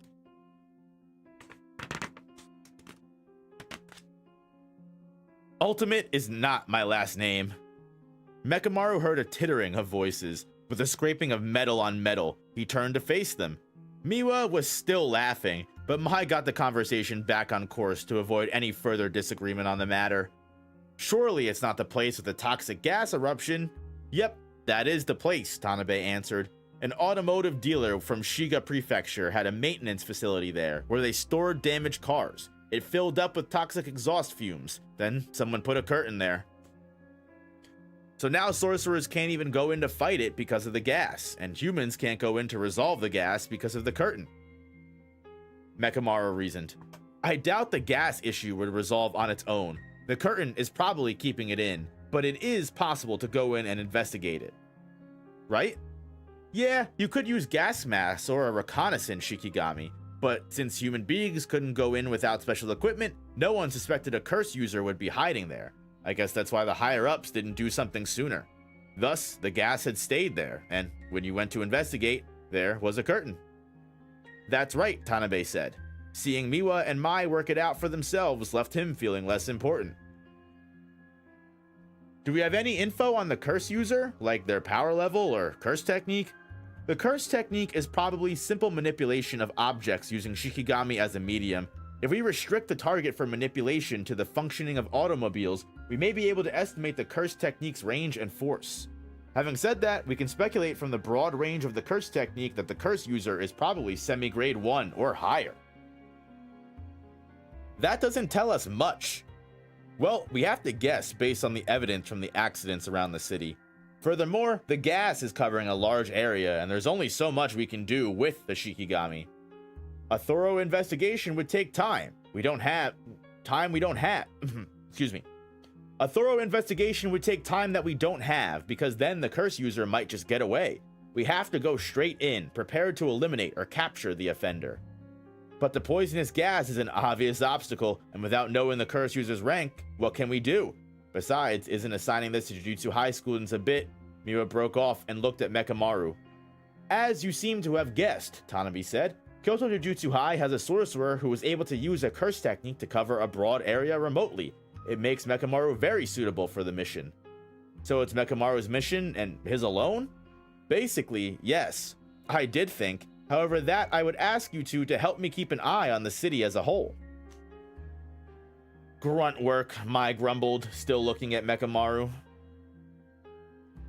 Mekamaru's expression hadn't changed, because he didn't have a function for facial expressions. By contrast, Mai looked displeased, and Miwa's face revealed the opposite of easy acceptance. No one needed to ask how the others were feeling. No problem, I'm the one best suited to the job, Mekamaru said indifferently. Damn. Curse users be crazy. Curse users really do be crazy.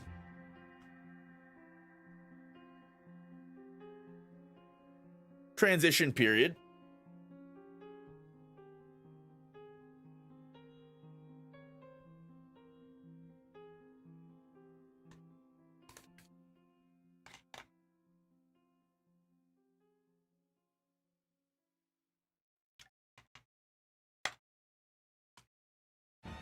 All right. Curse users can be strong. I mean, yeah, if he's semi-grade 1, potentially grade 1 or higher. Damn. I'm just imagining Nanami as a curse user. That'd be not good. It was still early for bright autumn foliage, but the edges of the leaves in the school courtyard were beginning to turn. Kokichi liked seeing the Kyoto school through the human-sized Mekamaru, as opposed to the smaller puppets he used for side jobs. Unfortunately, seeing the world from inside a puppet created a sense of separation, like looking through glass. However, he had no choice at the moment, so he had given up on anything better, for the time being, at least. My objective is to seize control of the curse user's base of operations, said Mekamaru. The sorcerers could probably have easily suppressed the base with superior numbers, inundating it with a fighting force of as many puppets as they could muster, including Mekamaru. However, the spares registered at Jujutsu High were active as informers, so they needed to remain secret. Besides, it was preferable to keep the puppets, including the heavy hitters, on standby so that they could collectively intercept attacks by special grade curse spirits. Kokichi knew that secrets could come back to bite you, but he wouldn't truly realize the impact of that until later. Mekamaru, a voice called out to him. Mekamaru had been so focused on the scenery that he hadn't noticed someone was approaching. Oh, Kamo, he said. Oh, bum!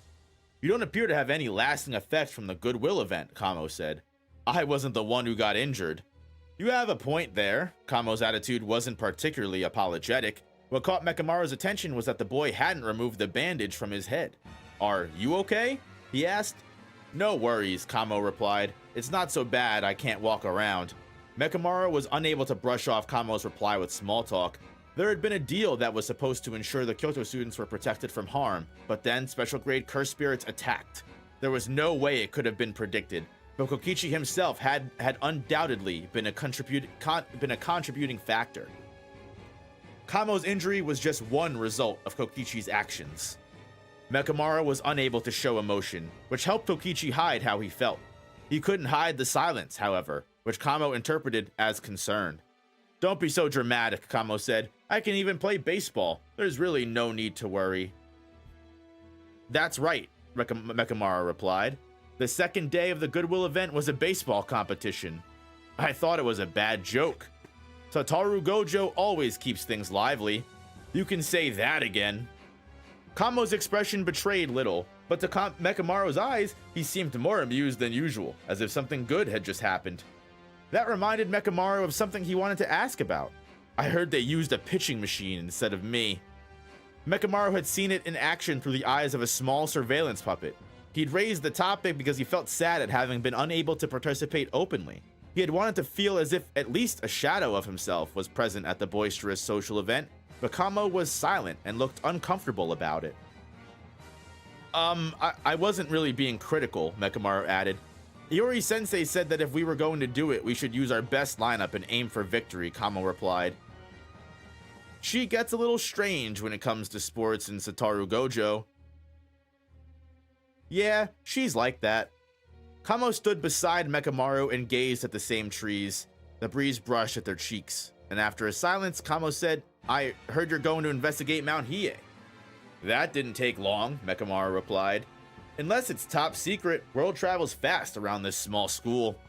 It isn't a major mission. A curse user is hiding in some poisonous gas. Toxins can't affect me, so the fastest way to resolve it is for me to go. Acting on that assumption could put you in danger. Even if the unexpected happens and I take damage, Mekamaru, Kamo interrupted. This involves the transportation grid, which is part of the city's infrastructure, like water and electricity. Many curse users who attack such targets also make a living by taking on assassination jobs. If we take too long to investigate, there could be considerable losses. You should be proud that they chose you for this mission. Why are you so full of praise all of a sudden? I suspect you view Mekamaru as expendable equipment. Well, it's a fact. Yes, the destruction of that body wouldn't threaten your own life, so you can charge into situations with the intention of boldly seizing victory.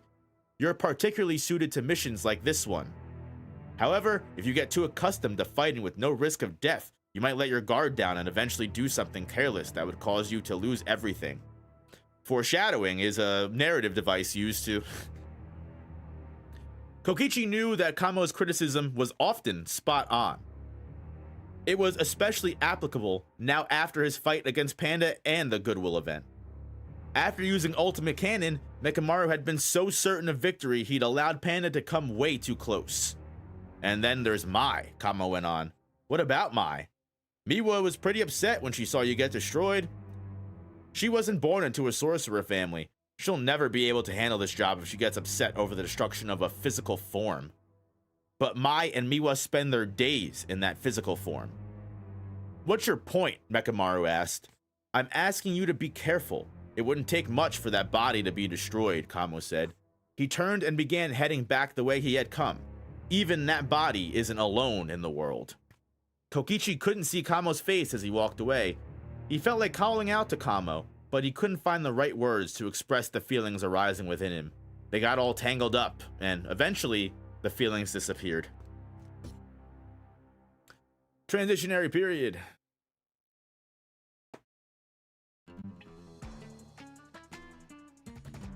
Happy Saturday, pimps.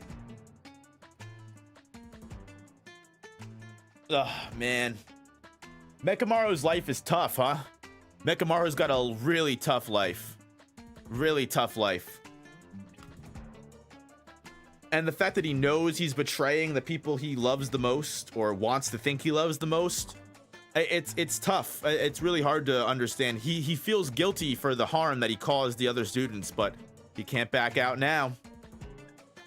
All he wanted was a regular body. It makes sense why he would view the robots so fucking, you know, just, what's the word I'm looking for? Throwawayable? Expendable, that's the word I'm looking for. Will this explain why they were so pissed off about Mechamaru telling them not to go to Shibuya? Probably. It probably explains a lot, honestly. What do I think about RDJ as Dr. Doom? I'm not really too big of into the Marvel movies. I'm not really too big of a Marvel guy, but I will tell you, I think it's fine. I think for a character that's going to be wearing a mask probably 99% of the time, you won't even realize it's Robert Downey Jr. And if you do, I think there's comic reasons that it could potentially be Robert Downey Jr. anyway. So I don't know. I'm not the guy to really. I super don't care. The last Marvel movie I saw was Endgame. So I mean, he's an actor. I'm sure he'll be able to do it. Mechamaru was still right at the end of the day. None of them besides Toto should have went there. You are also not wrong. Also not wrong, Mario. Yeah, none of them deserve to be there anyway. They were all dead weight. None of them did accomplish anything, and Miwa almost got killed and can never use a sword now because they decided to go to Shibuya. So while it proved that he didn't trust his teammates a lot, which is sad to think about, again, in the grand scheme of things, he really wasn't wrong. Really wasn't wrong at all. But, you know. Kamo did all right? I mean, I guess.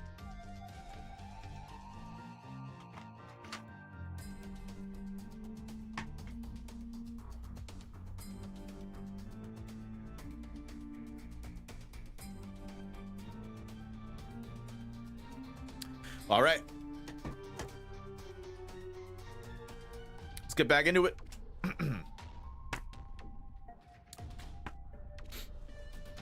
No longer in the mood to gaze at scenery, Mechamaru walked down the hall toward the dorm. Sometimes this action struck Kokichi as unusual.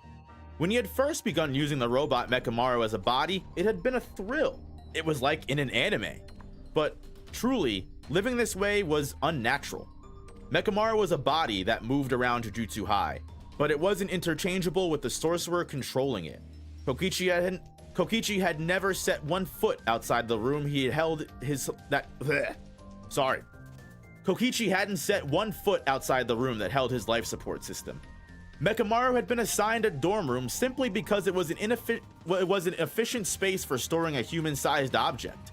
Even though Kokichi understood that intellectually, the act of returning Mechamaru to his dorm room felt more like parking a robot-controlled car in a garage than a real human action.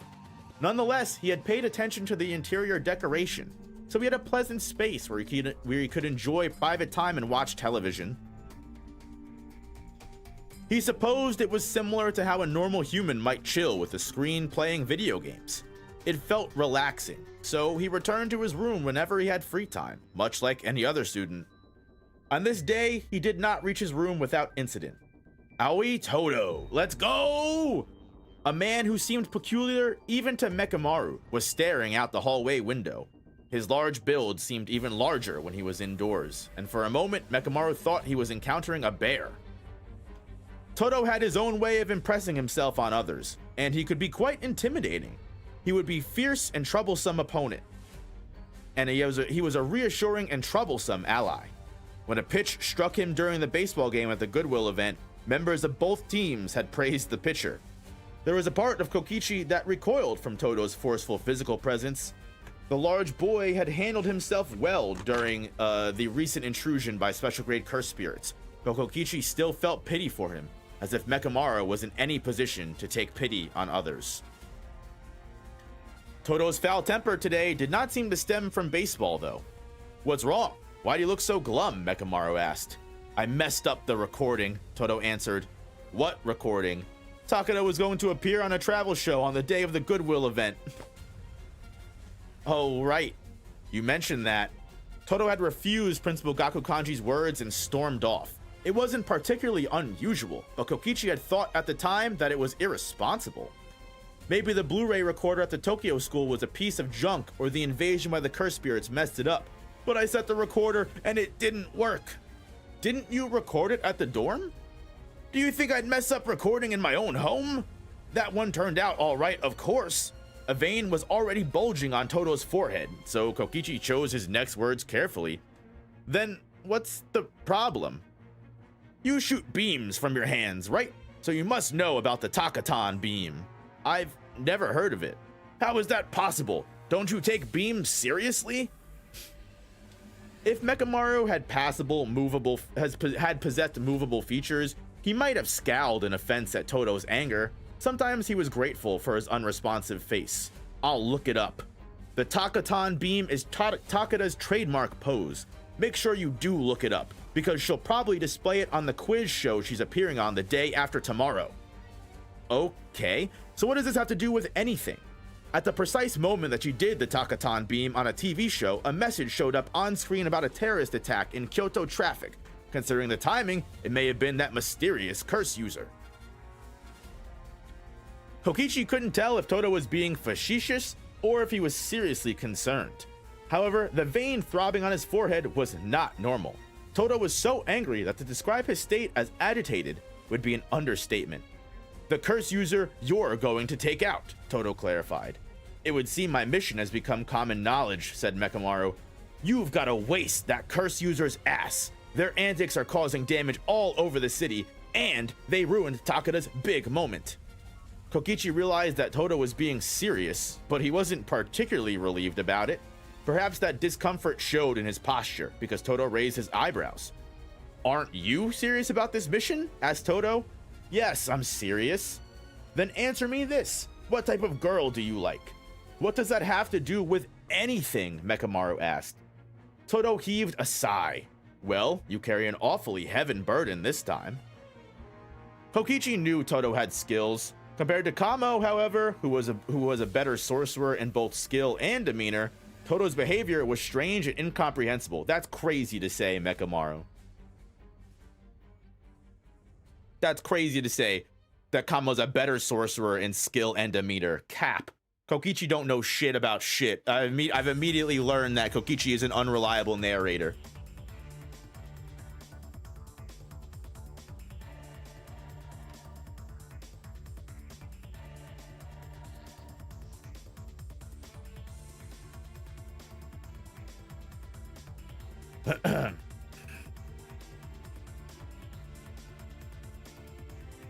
Kokichi sometimes said things that irritated him, and it was frustrating to disappoint him without knowing why.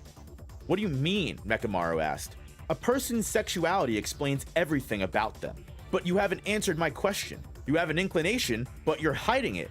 If you can't just come out and say it, you're really not a true sorcerer. How does that make any sense? It does. A man who can't stand proud will never reign triumphant. With no further explanation, Todo stomped off down the hallway. Well, if I had a flesh and blood body, maybe I wouldn't be so hesitant, Kokichi thought. Damn, that's true. He considered the matter. Even if he had been fully flesh and blood, there was no reason he should have to tell Todo his preferences when it came to women. Todo could be persuasive with his rhetoric, but Kokichi didn't think his reasoning actually made any sense at all. Still, Kokichi couldn't help but feel a little guilty. Todo had touched on something sensitive, and Kokichi suspected that if he had answered, they might have had a meaningful conversation about it. Damn, running from the truth! He's running from the truth! He knows he loves Miwa and he doesn't want to talk about it. He doesn't want to admit it. Admit your love, Kokichi.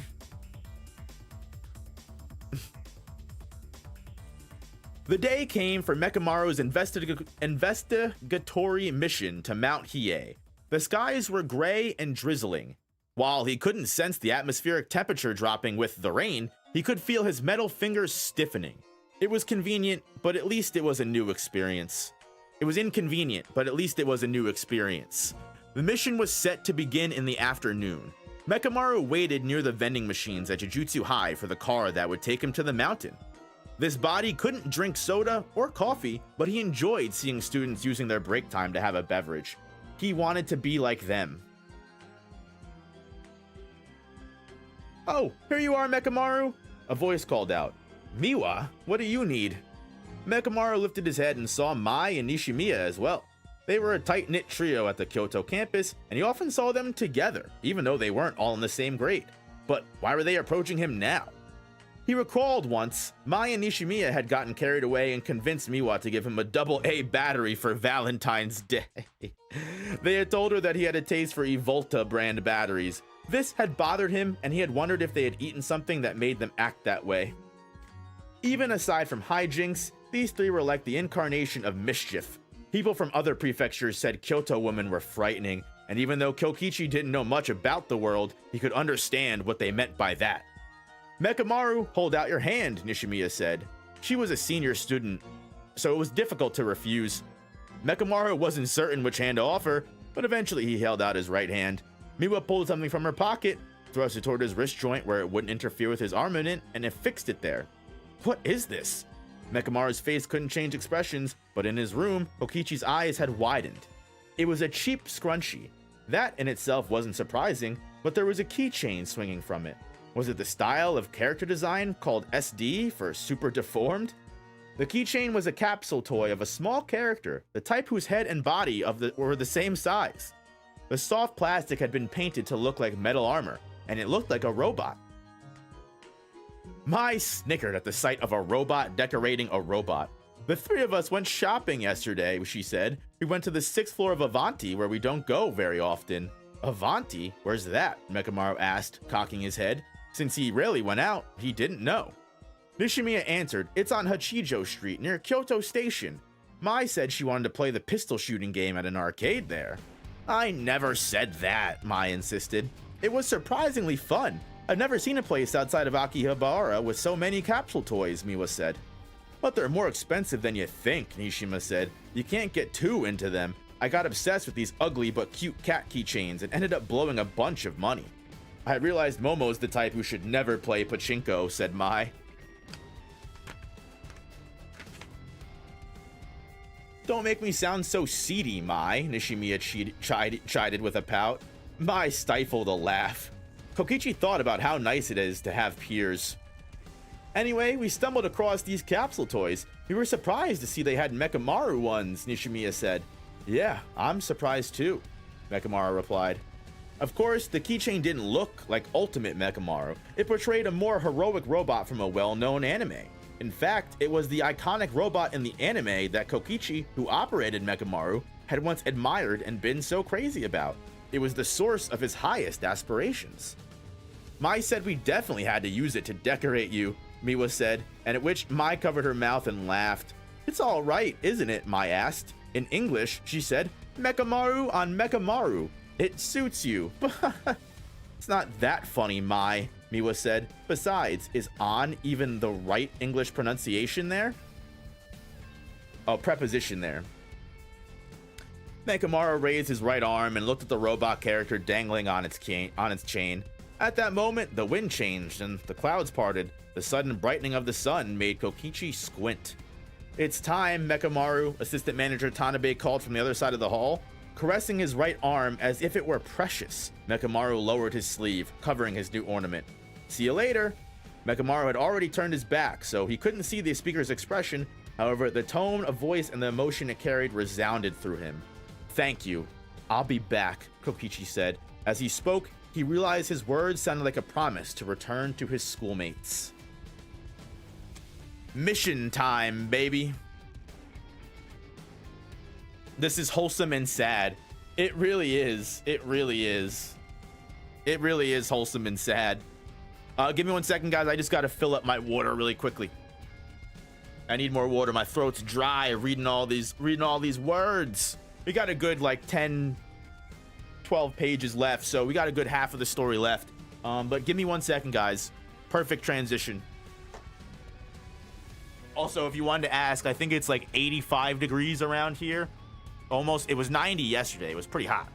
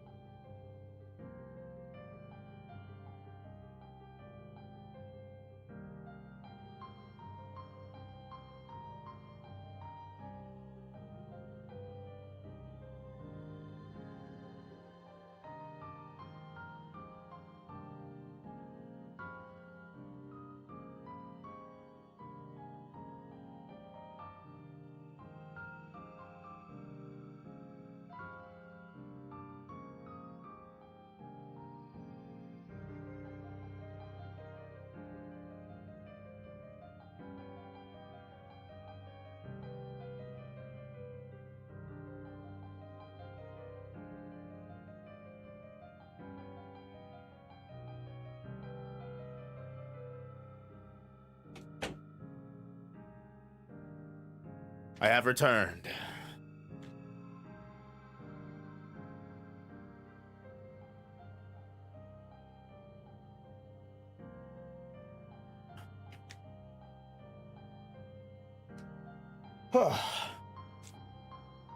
Cherokun was on his racist shit again. God damn it, Cherokun.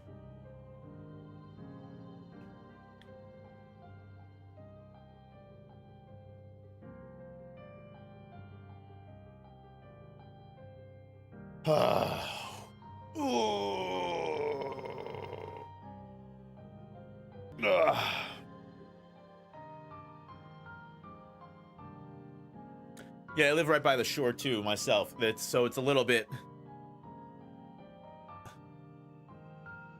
colder here than normal. Also, I live up north. So up north in the northeast. So that's why it's a little bit colder. I don't know why my mind like lost a blank there. That was kind of crazy. But but yeah, no, not on like China said, not exactly on the ocean to where I get like the ocean breeze, but like close enough to where like it's like 20 minutes away from the shore. I've always lived next to the beach my whole life, unfortunately. I'm not a beach person, believe it or not.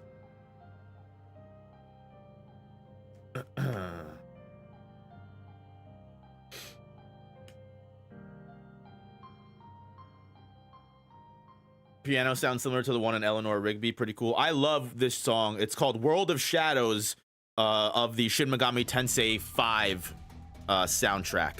I love World of Shadows. It's one of the best songs in that game soundtrack. So go check it out if you like it. Excuse me. All right, time to go. The trees passing by the car window resembled a person racing through life. Tanabe and Kokichi's destination had once been a public facility, so it could be reached by car. However, given the cursed user's curse technique involving controlling automobiles, it might not be wise to drive too close. For that reason, can I just say that the curse technique to control automobiles, not the best for combat, but the best for causing domestic terrorism, 110%. That's crazy. That's such a very dangerous curse technique for an evil person to have. For that reason, Mechamaru decided he would disembark partway there and walk the rest of the not inconsiderable distance to the site. Tanabe looked apologetic and had trouble accepting this decision, but Mechamaru told him not to worry about it. This was no time for enjoying the scenery, but the colorful mountains caught Kokichi's attention. Under the trees, whose leaves blocked the rain, a bird that looked like it was wearing a little necktie hopped over a carpet of fallen leaves. That was a Japanese tit, Tanabe had said as they passed, and Kokichi had turned over the name in his head. Now Mechamaru walked along a route he had studied beforehand. A faint wind was blowing, and it was raining. Birds took shelter in the trees, and insects crawled under fallen leaves. Kokichi hadn't set a foot outside of his room, so all he could do was gaze through Mechamaru's eyes, but that was how he interacted with the world. If his body healed, would he be able to experience nature and its countless life forms with his own senses? Come to think of it, that gorilla-like panda had said he would come to visit Kokichi. Panda himself didn't have the kind of physical form that could just go gallivanting around in the open, so Kokichi wondered how he intended to visit. Panda looked so much like a panda that he didn't even wear clothes the way Mechamaru did. Kokichi tried to picture a panda wearing a hoodie, jeans, and a hat to board the bullet train. If he did it boldly, he just might get away with it. Kokichi surprised himself by smiling, but he knew this daydream would never come to pass. He didn't know what to call the feeling arising within him, so he pondered it for a moment. That was careless. As he reached a crossroads, he suddenly heard an engine. A red sedan with a bent license plate was glaring at him. It took off toward him, racing down the slope of the road, a metal box accelerating under the force of gravity. Its trajectory was simple, but its area and mass made it a threat. Mechamaru had no choice but to take drastic evasive action. He was in the mountains, so he could dive into the trees to avoid a collision. Still on a course for Mechamaru, the sedan slammed into a tree and stopped. Mechamaru watched as the crash caused birds to burst from branches. What a welcome, Mechamaru said. He stayed off the road as he continued through the trees toward his destination. Since the enemy was deploying a considerable attack, he would be safer with obstacles around. However, the closer he drew to the curse user's base, the fewer obstacles there would be. As he walked, a change came over the branches of the trees around him. The leaves were dead and black instead of a green tinged with red. Previously, everything had taken on a white cast in the drizzle, but now it seemed murky because of the gas. Eventually, the trees thinned out, the view opened up, and he entered an open area. The scene before him looked like an automobile graveyard. Some vehicles retained their original form, while others were nothing but piles of junk. Deep in his gas-obscured field of vision, beyond a mound of scrap metal, Mechamaru saw a building that looked like a factory. Would a curse user hide in a factory, he wondered? Abandoned cars surrounded the area, which given the curse user's technique, put Mechamaru at a disadvantage. The curse user was likely to notice any intruder who stood around gawking, and Mechamaru wouldn't be surprised if the enemy used that moment to escape.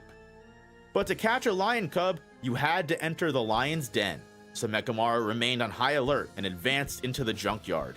His metal humanoid form traversed this labyrinth of abandoned cars, a forest of rusted, decrepit steel. It was a graveyard full of black gas, showing no signs of life. Aside from his own heavy footfalls, it was eerily silent. Kokichi was considering the significance of the quiet when a small form darted in between abandoned cars. It was a remote control car, he realized. It was making a faint noise as it raced along. A Shikigami was riding in it, sitting next to a box-shaped device that the curse user had apparently strapped to wherever the seats were. Kokichi had known the enemy's curse technique involved manipulating automobiles, so he expected the curse user would use the mass of full-size cars to crush him. This curse user, however, appeared to be able to employ a variety of modern technologies. Arm toward the remote control car. "What a small target," he exclaimed. His left palm opened, revealing the device that fired the ultra cannon. Suppressing its output, Mechamaru immediately found his aim and fired. The blast struck and the remote control car went up in flames. The next moment, there was a bright flash and an explosion much larger than what could have been generated by a mere battery-powered toy. "I suspected as much. Explosives," Mechamaru remarked. Mechamaru planted both feet on the ground to withstand the blast. Just then, he spotted three remote control cars racing toward him, using the roofs of the abandoned cars as ramps to launch themselves across the junkyard. Mechamaru had been careful to restrict Ultra Cannon's output, but he still barely had time to reload. In the nick of time, he brought up his hand and fired again. Even at reduced output, Ultra Cannon wasn't supposed to fire consecutive shots, but Mechamaru mowed down the remote control cars anyway, swinging his arm without bothering to brace against the recoil. "It seems the curse user has prepared considerable defenses," he commented. Kokichi was beginning to sense the gravity of the situation. He couldn't possibly defend against exploding remote control cars with close-range armaments like Sword Option and Ultra Shield. Thus, he had no choice but to shoot. As he rapidly alternated between cooling and firing, though, the burden on his arm was mounting.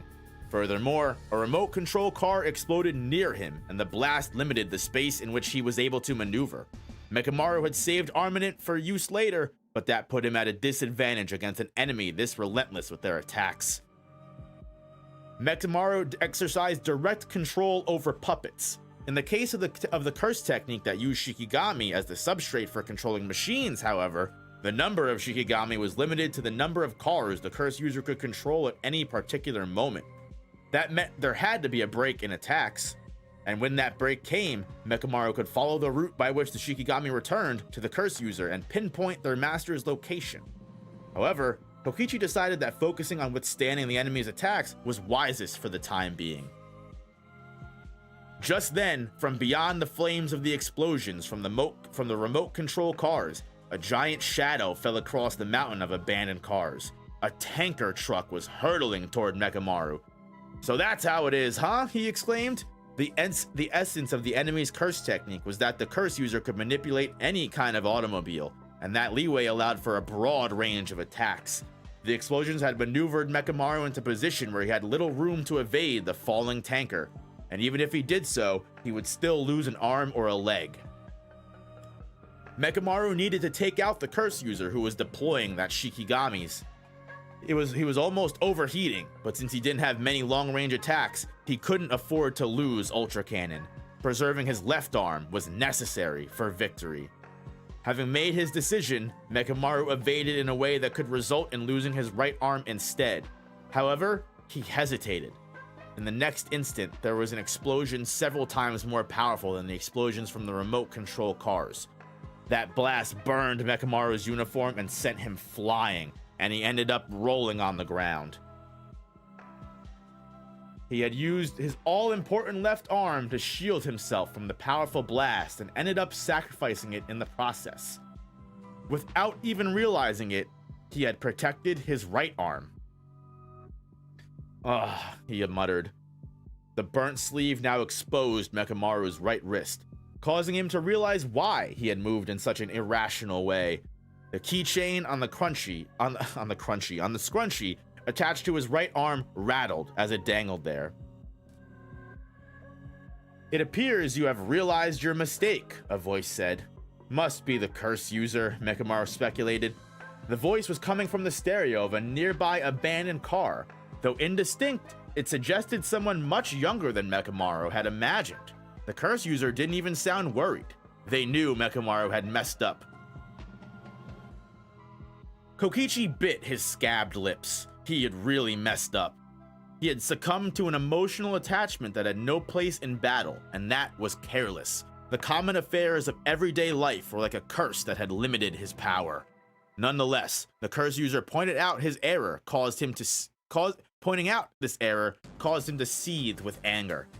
"I'm surprised they sent a cursed corpse, but I guess it makes sense," the curse user said. "You're remote control, like my curse technique. You misunderstood my ability though. The only thing I can use are small insect like Shikigami. Within my field of vision, if I have the Shikigami possess an object like a car, I can control almost all of that car's functions and do whatever I want with its mounted cameras and navigation systems."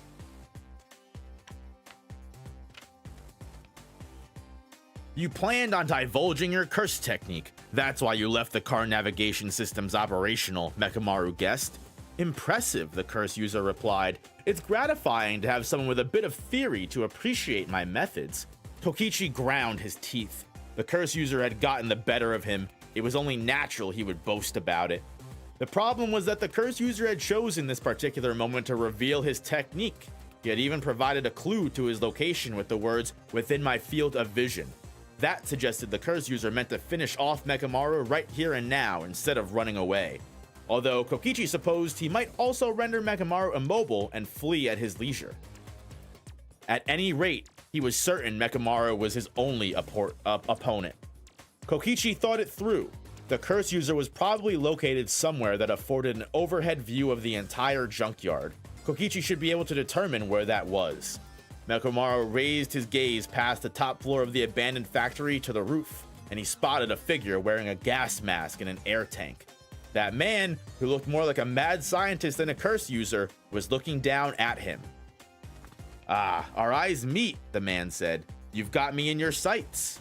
"Yet you don't sound worried," Mechamaru replied. "Because I'm not. You located me, but you don't show any intention of attacking. No more long-distance moves, perhaps? Aren't you perceptive?" "Yes, perception is what drivers need most. Look right, look left, look right again, and be sure to look over your shoulder. One must obey the rules of the road, sorcerer." "Well, my real body is immobile. I can only use remote control bodies, so I don't get out much." Mechamaru had no way of attacking during this conversation. He had lost Ultra Cannon when he lost his left arm, and without it, even with a visual lock on the enemy, he couldn't execute a long-range attack. As the enemy prepared for the crushing blow, Mechamaru felt hopeless. "No, I can do something," he thought. He could go all or nothing with Mode Albatross. That was the artillery in his mouth for Ultimate Cannon. However, Ultimate Cannon ordinarily required the support of both arms, and his body was damaged. The most he would be able to manage before overheating was one shot. Nonetheless, his chances of taking out the curse user weren't low. Judging by the air tank the curse user wore, he was a Shikigami user and typical of the type, meaning he himself wasn't much good in a physical fight. Thus, the chances of Mechamaru striking his target were high. If he could manage a long-range attack, he could probably finish the fight, but it would result in this body's destruction. But there was no reason to hold back when using disposable equipment. Kokichi knew that was his smartest option. Despite that, however, Mechamaru swung his right arm and extended the blade called Sword Option. Deploying a close-range weapon in this situation was like an admission of the futility of his situation. "What can you do with a blade from over there?" the curse user asked.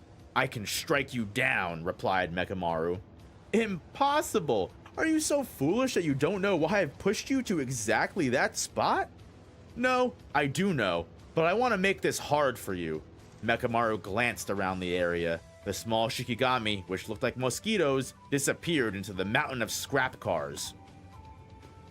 "Once I've killed you, you'll be just another piece of scrap," the curse user declared. Mechamaru lunged with sword option. At the same moment, flames erupted throughout the mountain of automobiles. The curse user must have used Shikigami to blow up a large amount of explosive material somewhere inside it. Scrap rained down, blocking escape in any lateral direction, but that did not prevent movement in every direction, for Mechamaru's blade was homing in on a specific object. The curse user shouted when he realized Mechamaru's target. When the tanker had fallen, one of its enormous tires had come off. The blast from such a large tire, when it ruptures, can be greater than that of a grenade. Kokichi Muta himself was missing part of his right arm and both legs. That he had tried to protect Mechamaru's right arm, which wasn't really his, had been foolish. But there was something he could do with that arm now, precisely because it was mechanical, and equipped with a blade. Mechamaru swung at the tire, the force of it bursting, aided by the blasts from other explosions, carried Mechamaru high into the air. "Boost on! Maximum output," he shouted. The booster from his right elbow activated, giving him even more altitude. His right arm, however, began to fail due to damage from the tire exploding and stress on the boosters that had been propelling him. Come on, Mechamaru muttered. When he reached a point higher than the factory, he used his mouth to rip the keychain from his right arm. Even that action further eroded it. At the zenith of his arc, he experienced a moment of weightlessness, and then twisted his body and swung his near-demolished arm downward. The curse user realized what Mechamaru was aiming for and began to flee, but it was too late. At the Goodwill event, Mechamaru had carelessly turned his back on Panda, and the scene now played in Kokichi's head. His certainty in finishing the fight with a big move had caused him to permit this opening. Choosing this particular tactic might have been irrational. Perhaps it was too sentimental for someone who had joined hands with curse spirits to want to bring this body home from a fight. He wanted that more than ever, though. However, when he looked at the cheap keychain. These irrational feelings fueled Kokichi's cursed energy. "You should have kept your Shikigami nearby for defense," Mechamaru said. "If obsession gave rise to curses, then sorcerers could change curses into strength." Mechamaru fired his boosters at the same time he swung, packing his right arm with maximum force. A scene from the anime Kokichi used to watch flashed in the back of his mind.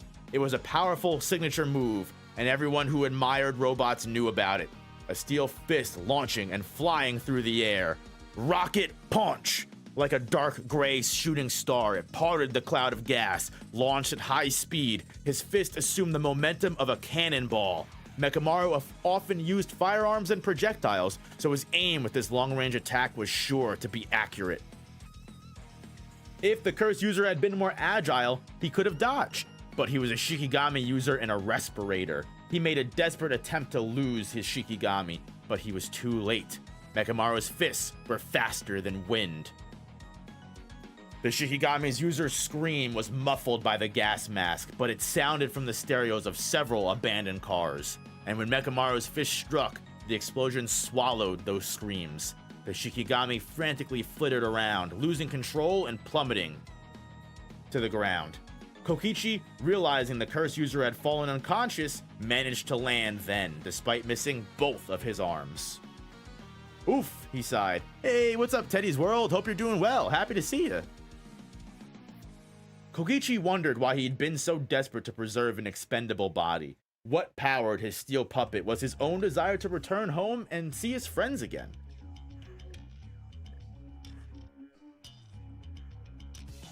The curtain lifted and a drizzle washed away the cloud of gas. It was all over, and Mechamaru was still standing. What an awesome moment.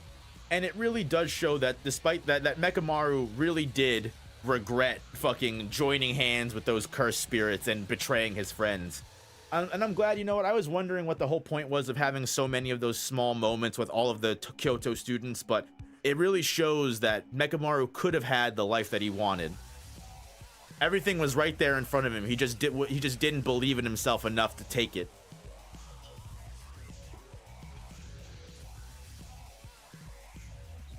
If anything, that conversation with Toto shows that and proves that.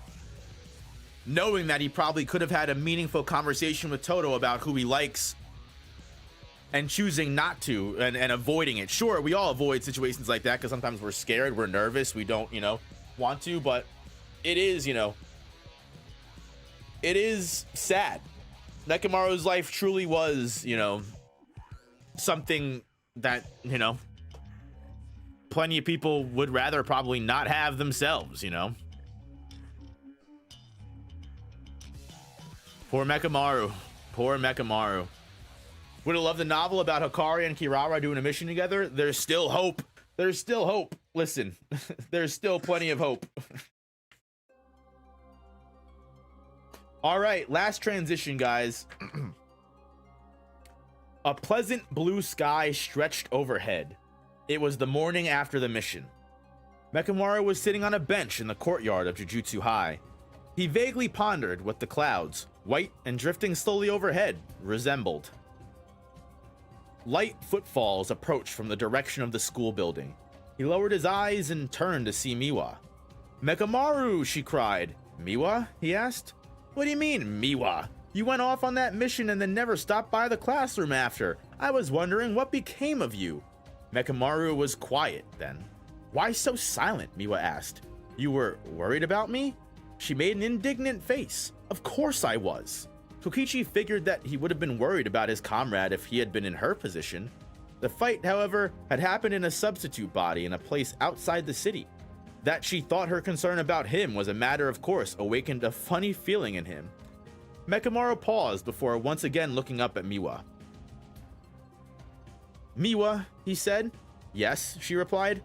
I'm back. Yeah, well, welcome back. Kokichi felt like that brief exchange lasted an eternity.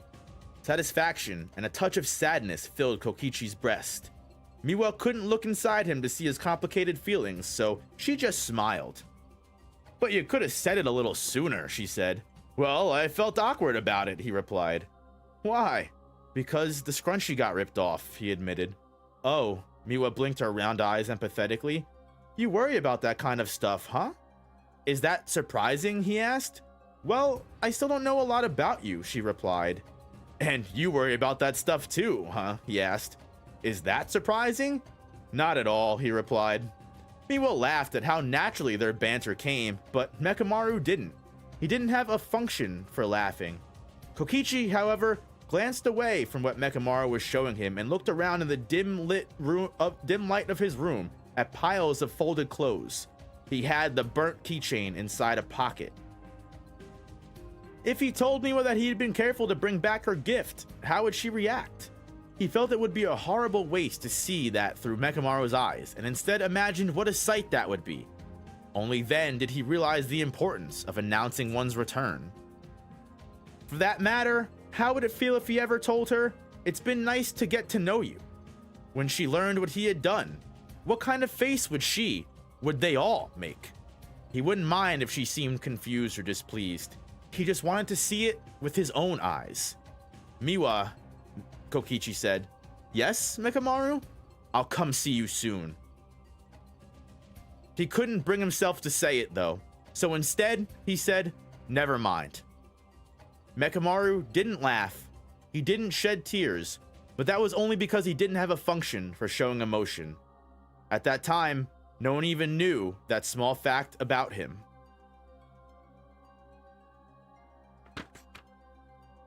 End.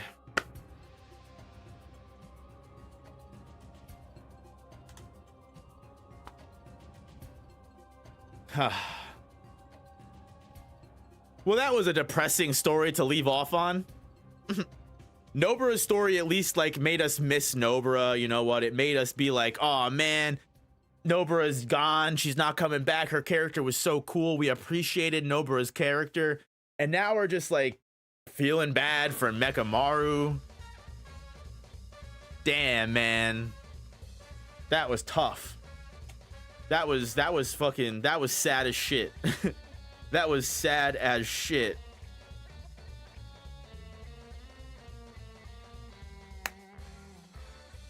It does give so much more context to Mechamaru's fight with Mahito and the ending. It really does. It really adds so much more context the way that Mechamaru was feeling before Evening Festival. It's no surprise if you didn't know, Evening Festival is one of my favorite segments of Jujutsu Kaisen still to this day. It's just something about the way that Mechamaru's story was done, the way that Mechamaru's fight with Mahito was handled, the way that Mechamaru's small little arc that he had in Evening Festivals. Again, Mechamaru versus Mahito is one of my favorite fights in the entire series. So this added a lot of context to me as someone who's always been a constant denier of Mechamaru forgiveness and Mechamaru redemption. I've always been like, fuck that traitor ass bitch. But you know what? Like, at the end of the day, you know, it really does put into perspective. You know, the man couldn't even laugh or cry. He could just feel what he thought was emotion because he was so fucking just disconnected from actual life. You know? And he had the chance to become that normal person to the point that even if Miwa was upset with him for betraying everyone, just the fact that he would be able to see her upsetness in physical real life was enough for him to make that distinction. Like, it's almost like in that moment when he defeats the curse user and he tries to save the scrunchie and everything like that, and he thinks about how, do I really deserve to consider myself a friend to these people with what I've done to them? And we even see him kind of regret his decision when he sees how Kamo got hurt, and even though Todo did fine, he still feels bad for putting all of his friends in this position. And he has so much, like, he feels so much regret about it even before the results have happened. And then in that final moment, you almost see as if, like, it's like he remembers why he made the decision to betray them in the first place, right? It's like in that moment when he shares that moment of friendship with Miwa, he himself can't even truly enjoy that moment despite how real it is to him. No matter what his life was like, he'd never be able to appreciate it in the robot. And I think, like, having that context definitely adds so much to my opinion on Mechamaru as a whole, knowing that, because, like, that's always been my argument against him, right? That Mechamaru had friendship in front of him. He always had the Kyoto group's appreciation, acceptance, and respect. He was just unwilling to accept it fully. And, you know, but that's fucked up of me to say when literally this story gives so much context behind it that he knew he could have had that level of friendship. He knew he could have had that emotional attachment and that connection with all of his friend mates and classmates and everybody around him. He knew he could have had that, but it wasn't worth it.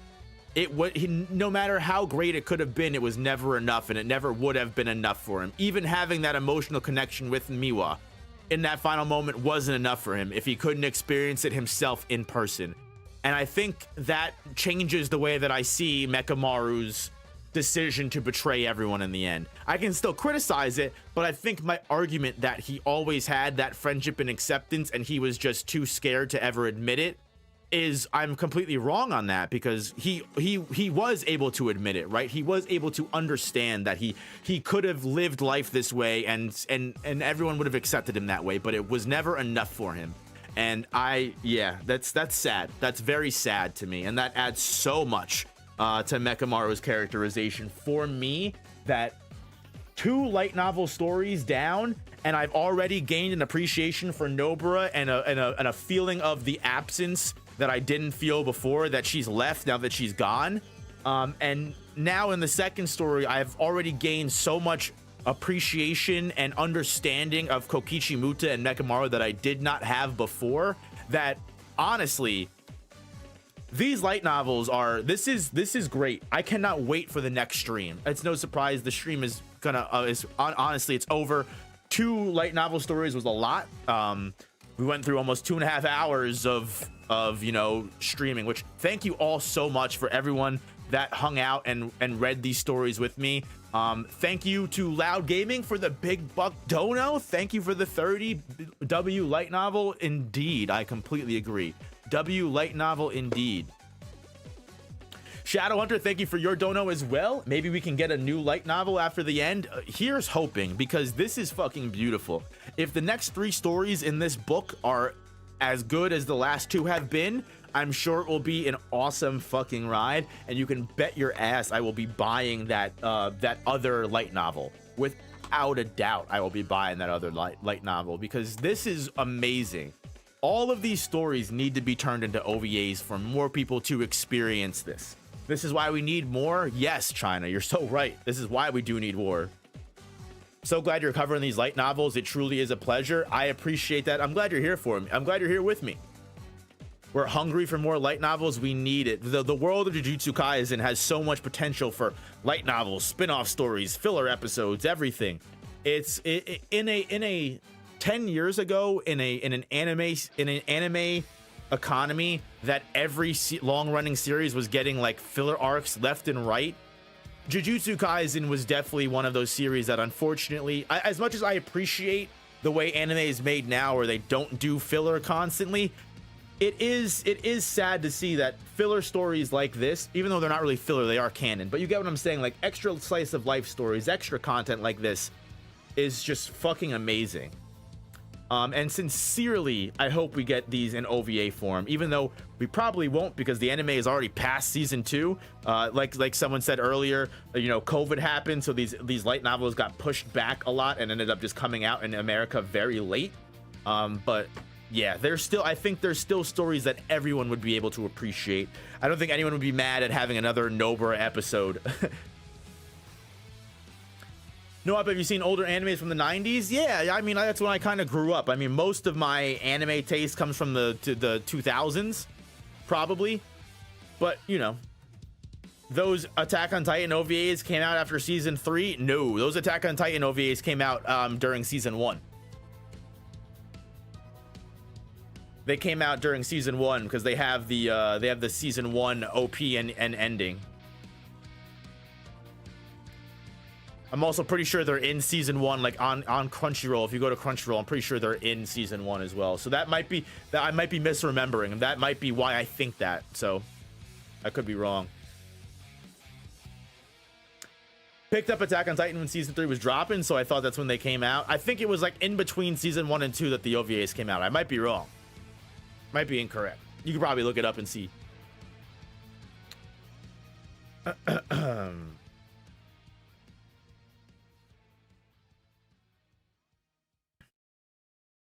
Fact that all this is canon is crazy. You would have never known the characters went through this. So fucking true, right?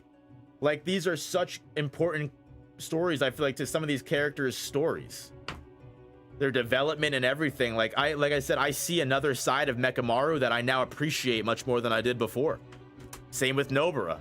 So I'm really excited to get in the other 3 stories here, because if it's, again, like I said, if it's anything like this, I can't wait to find out more about some of these characters. Did I hear the Resurrected Doll audio? I haven't listened to those audio clips and those audio books. I'm pretty sure those are the story. I'm pretty sure those are the first light novel stories, just acted out by the voice actors. I'm pretty sure those are the first light novel stories, like the Maid story, the Resurrected Doll with Nanami and everything. So we'll be reading those on stream once I go through them. I haven't seen anything about them, so I'll be going through them blind for sure. Feels so weird reading these when we're at the end of JJK. I agree, but I feel like what a better time to read it, to maximize our respect of the series before we come to the end, right? But anyway, guys, I appreciate all of you being here. This was a lot of fun. I really enjoyed these stories, and I know you guys all did too. Again, if you haven't hit the like button already, even though we maxed out like buttons today, please hit that like button. Helps stream more than you know. If you haven't, go check out my Deku versus Jujutsu Kaisen video. All the support counts, for especially when we do cross-verse series like that. You know, even if you're not interested, I try to make it as entertaining as possible to people that haven't read MHA or JJK. Check it out. That's all I ask of you. But yeah, guys, definitely tune in. I'm not sure if we'll pick up where we left off next Saturday, but you can rest assured that we will be we will be finishing this book. I don't know if we'll be doing next Saturday. I'm gonna try and do stream schedules like a week in advance. That way I can post on Sunday, you know, like this is the stream schedule for the week. And then you guys will know everything that's going on. That's my goal. So I'm gonna try working on that soon. I'm gonna try working on other more fun ideas for streams on Saturday and other days and everything like that. We will be streaming tomorrow morning. We haven't done a Sunday morning game with Kingdom Hearts level 1 in a while, so I'm ready to hop back in and hate my life. But yeah, we'll stream tomorrow morning, play some video games, chill out, have some fun, just like we did today, guys. I had a lot of fun today, and I thank you all so much for your constant support, love, and I'm sending you all the spirit bomb energy that I can for your morning, afternoon, night, whatever time of day it is. I wish you the absolute best, and I will see you guys tomorrow. Peace, guys. Later.